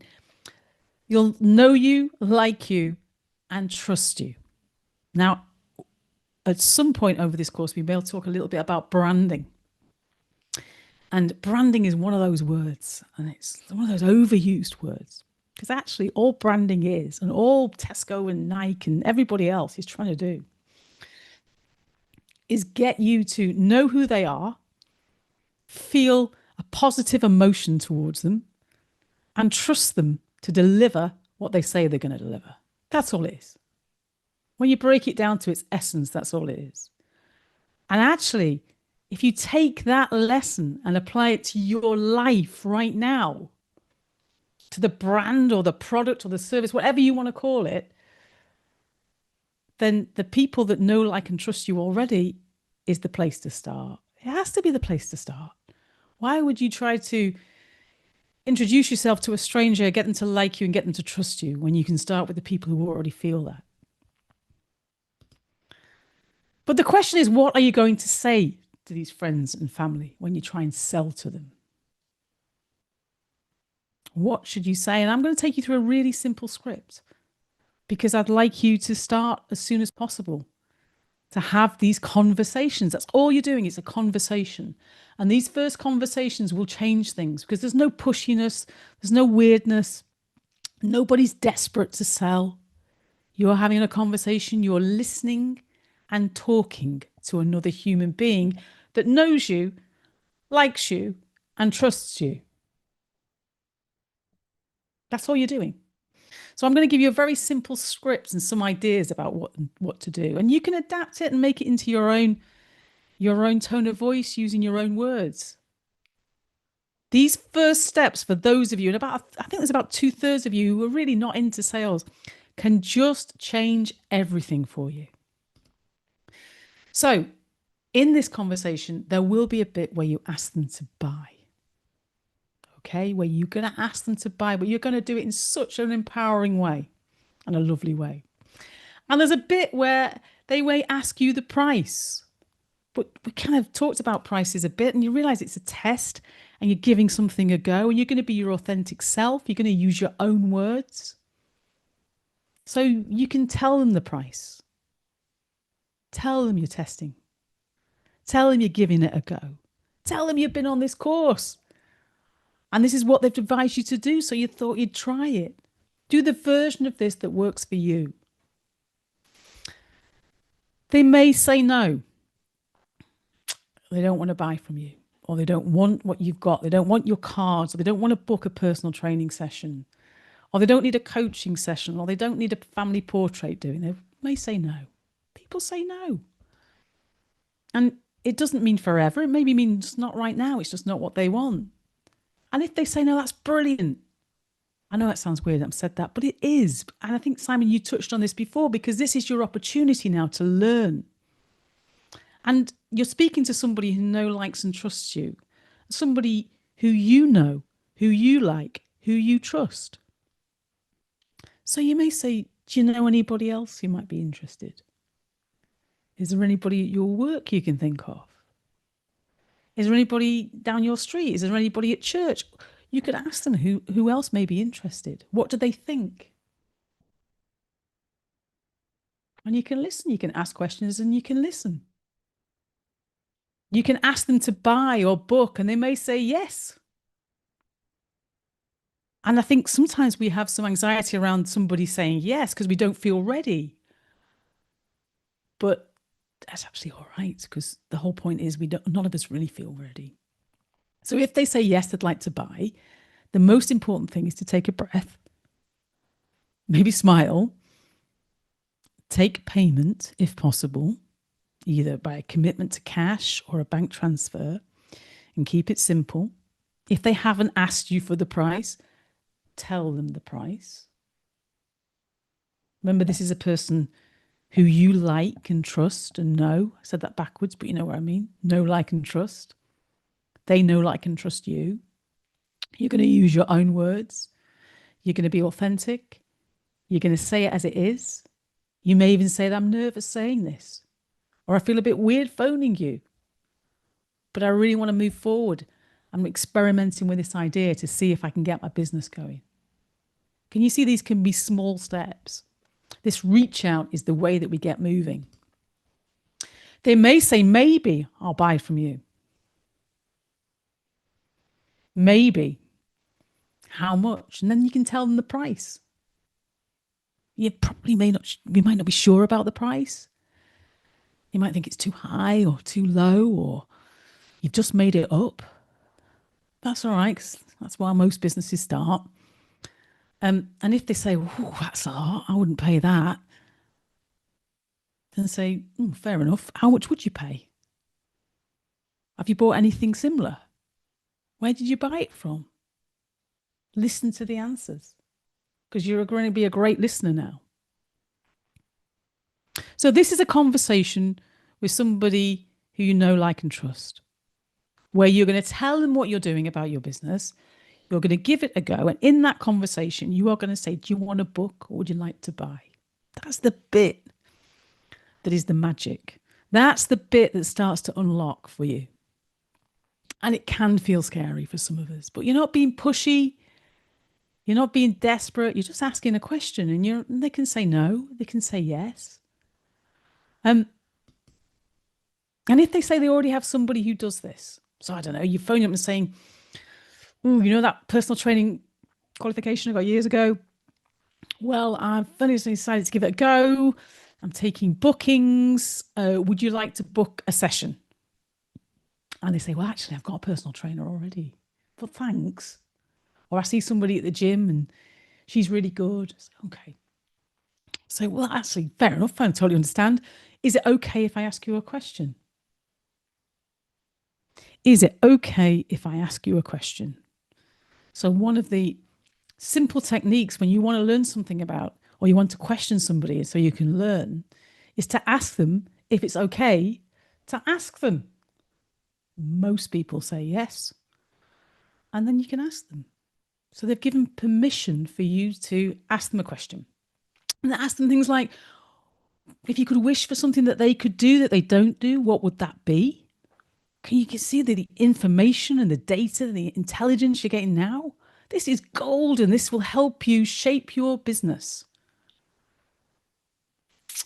If they're quite happy with the person they've got and you're having this conversation and you're asking these questions, say, do you know what, if you ever change your mind and you don't want to use Janet at the gym anymore, could I be number one on your list? If you change your mind. I mean, that's it. Can I be number one on your list? If you do want a pet portrait doing, I know I hear you don't want one now, and I totally get it. But if you do change your mind, could I be number one on your list? So there are some simple things that you can do and say. Action beats perfection. It's a conversation. And making that first call can change everything.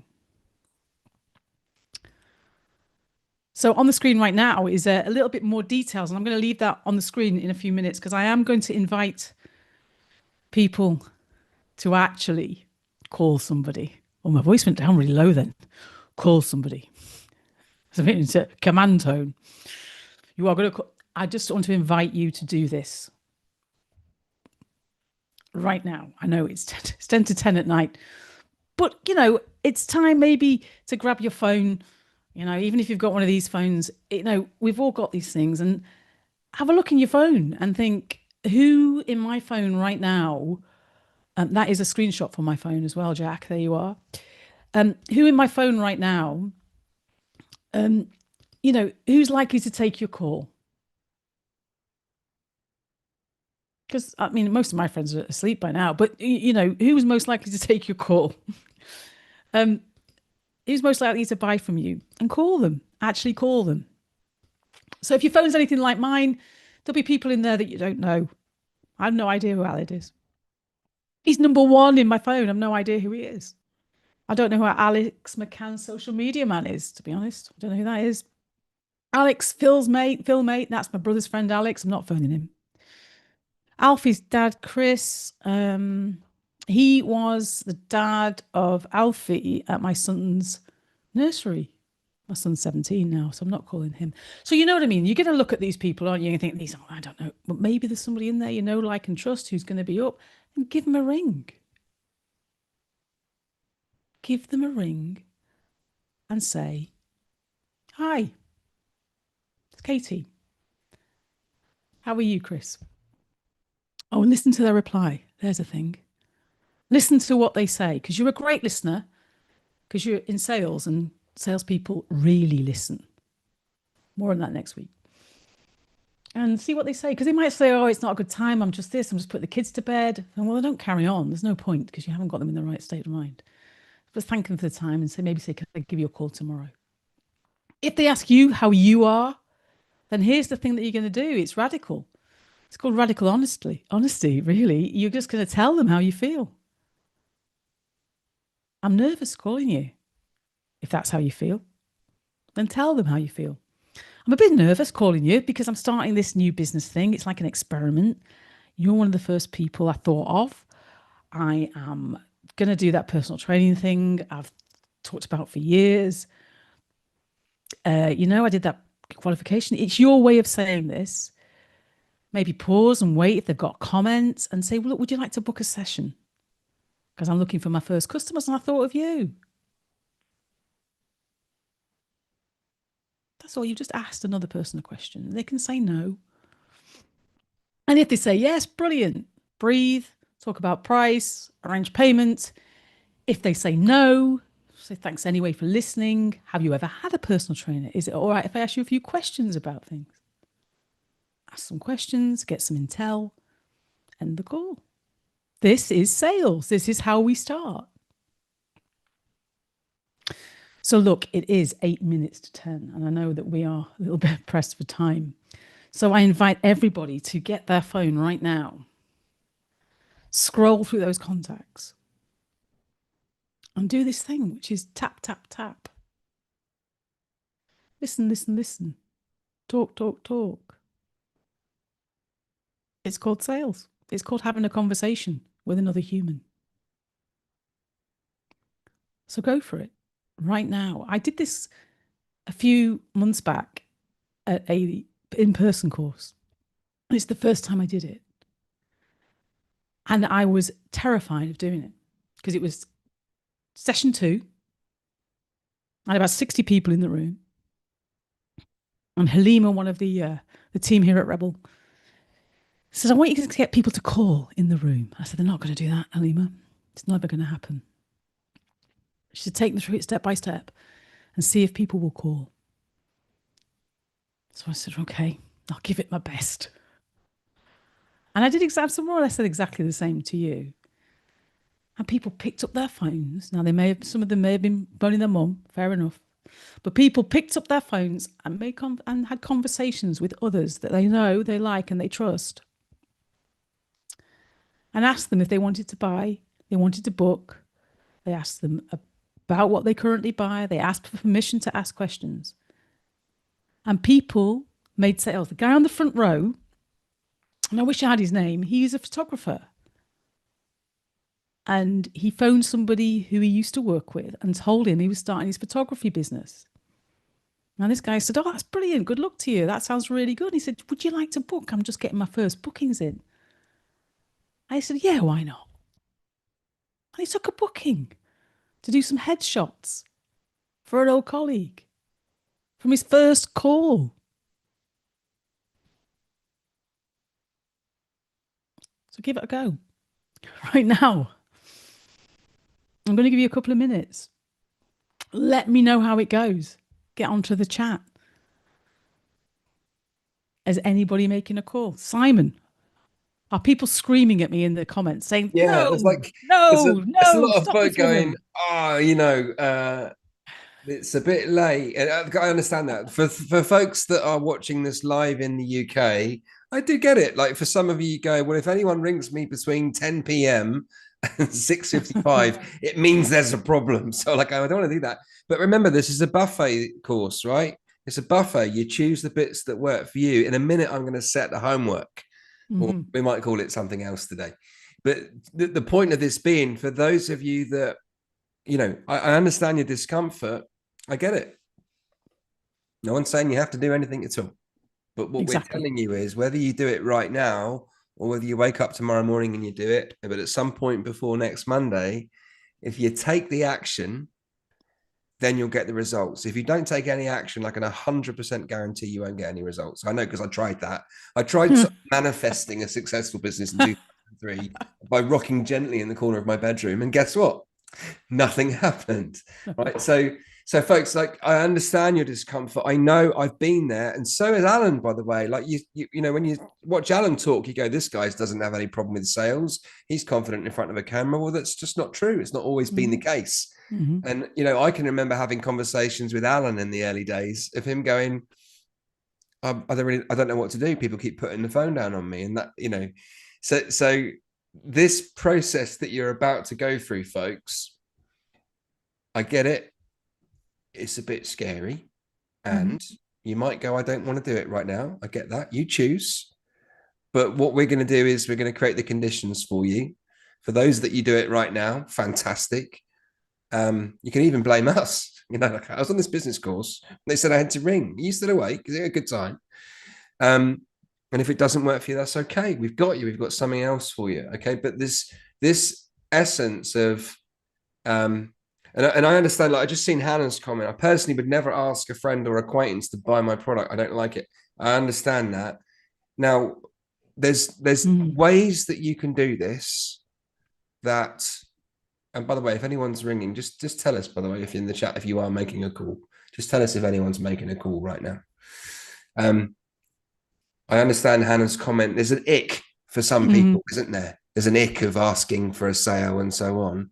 Let me tell you a quick story of someone from the northeast of England that came on one of our courses a couple of years ago, and she had the ick. And the reason was that she chose. And this is good for those people that go, I don't really want to talk to my friends and family about this. I saw Mary's comment, like, she told her sister, and her sister knocked her confidence with the response. Now, people are going to do that. That's just the fact. They do it from a place of love because they're scared for you. You're like, well, why are you scared for me? I'm scared for myself. Don't give me your fear as well. You can keep yours, right? So I get that some of you are either you don't have close friends or family, or you're hesitating because of the ick. This lovely woman, she was an artist on our course. She was doing bespoke landscape paintings and different types of art. Her ick was, I don't want to ring somebody and it's the first time they've heard from me for 5 years. And she chose her former boss. And she said, I don't get how I can ring my former boss. I've not spoken to him for 5 years and then ask him for money. I said, that's not, you don't lead with that. It's like, hi, how are you? Can I have some money? Well, no, we might sort of say hello first and be human and check in. And I said to her, like, I want you to think about it like this, is what you can say to him is say, look, I'm launching a business and I've never actually done this properly. But as you know, I'm really into my art and everything. And I'm selling these bespoke paintings. This is for those of you that have got the ick, right? This is what you say. You go, I'm not actually ringing to sell to you, but I'd really love to test my pitch on you. Can I try my pitch out? And next week, what's going to happen is Katie's going to give you more information to help you develop your pitch even further. What this really is, when I say pitch, it's a really strong word to use. In the context of tonight, I'm just going to ring you and say to you, I've launched a cleaning business and I've never done that before. Can I tell you about it? And at the end of you telling them, and you know, we have a little conversation, you say, wait a minute. I don't know if you've ever considered that. Would you be interested in buying that from me? Again, for the ick people, you go, I can do an introductory offer for my first customers. I've got a mate's rates offer. And this woman, the artist, she rang her boss and she said, can I practice my pitch? I want to tell you what I'm selling. At the end of it, she said, wait a minute. I don't suppose you'd be interested in buying a painting, would you? First sale, first phone call. Same thing as your experience, Katie. So if you don't make any calls, I can guarantee nothing's going to happen. But if you do make a call, someone did. Who's making a call? People made a call. Who did that? Jules called. Mum says she'll buy my t-shirt, but can she go to sleep now? That's Jules. Hello, Jules. Very good. And for those of you that have dropping in some messages, and I love that, you know.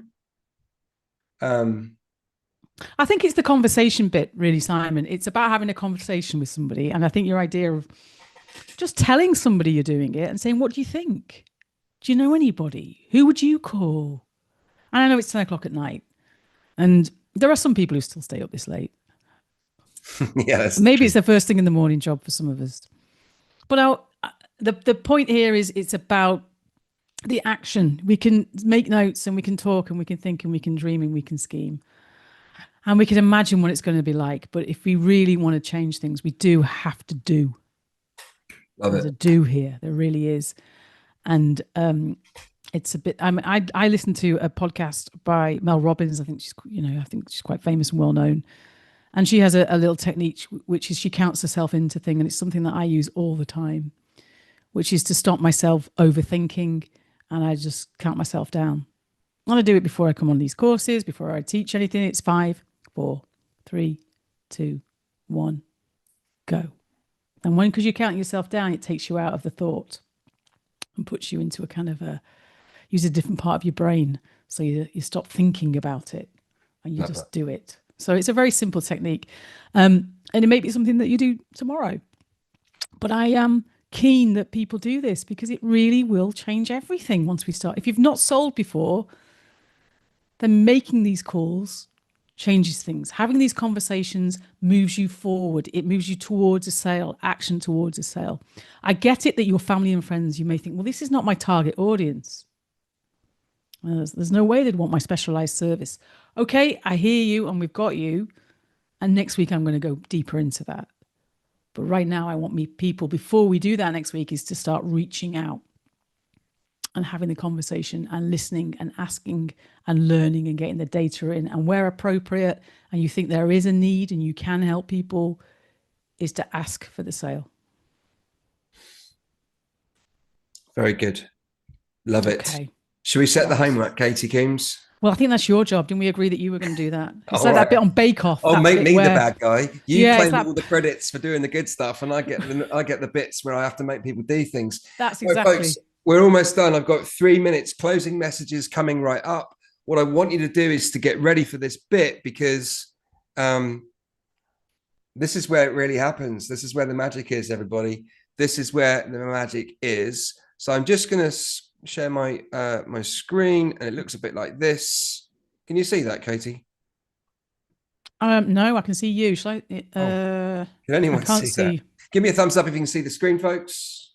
No, I can't. Alex can see it. No, right. Christine can see it. There's 2 people. Just me. It's just 2 out of 500 can see it. Hopefully YouTube can see it. So, okay, thanks, guys. Great. Oh, there you go. So, yeah. what this is all about, what I want you to do just before I give you my closing message, folks, is the homework, or the make money activity. I've just rebranded it because when you're in business, the homework is about making sales. So the make money activity, there's just 2 things I'm going to ask you to do. That's it. The first is tell 10 people about your business, and we're going to help you do that. So Katie's giving you the script. We can post the script in the Facebook support group as well. So tell 10 people about your business before next Monday. That's it.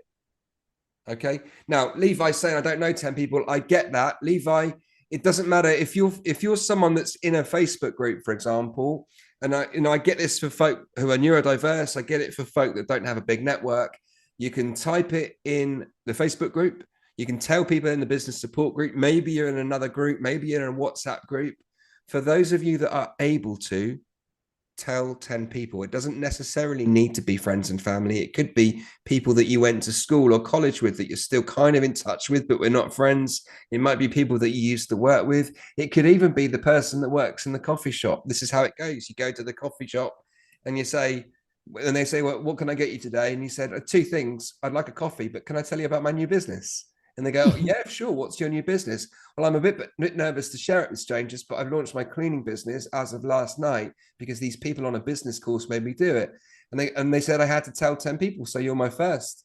Please, can I get a discount on my cappuccino? Because now I'm in business, I have to save money.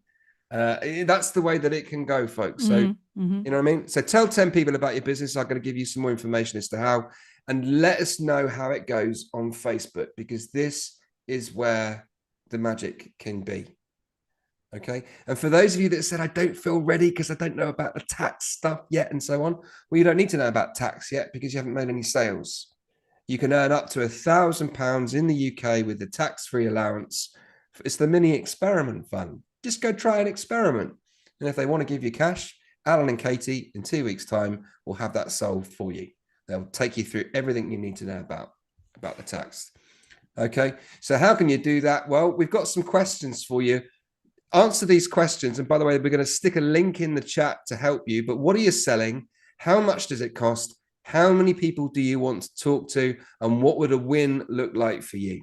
And list the 10 people or places you will contact.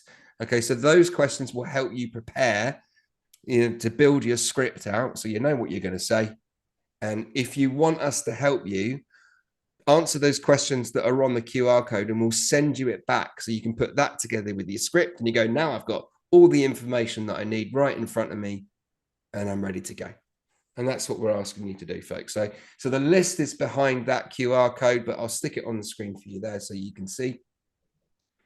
For those of you that are able, remember this is a buffet course. For those of you that are able, have as many conversations as you can, and it's okay if it's a stranger.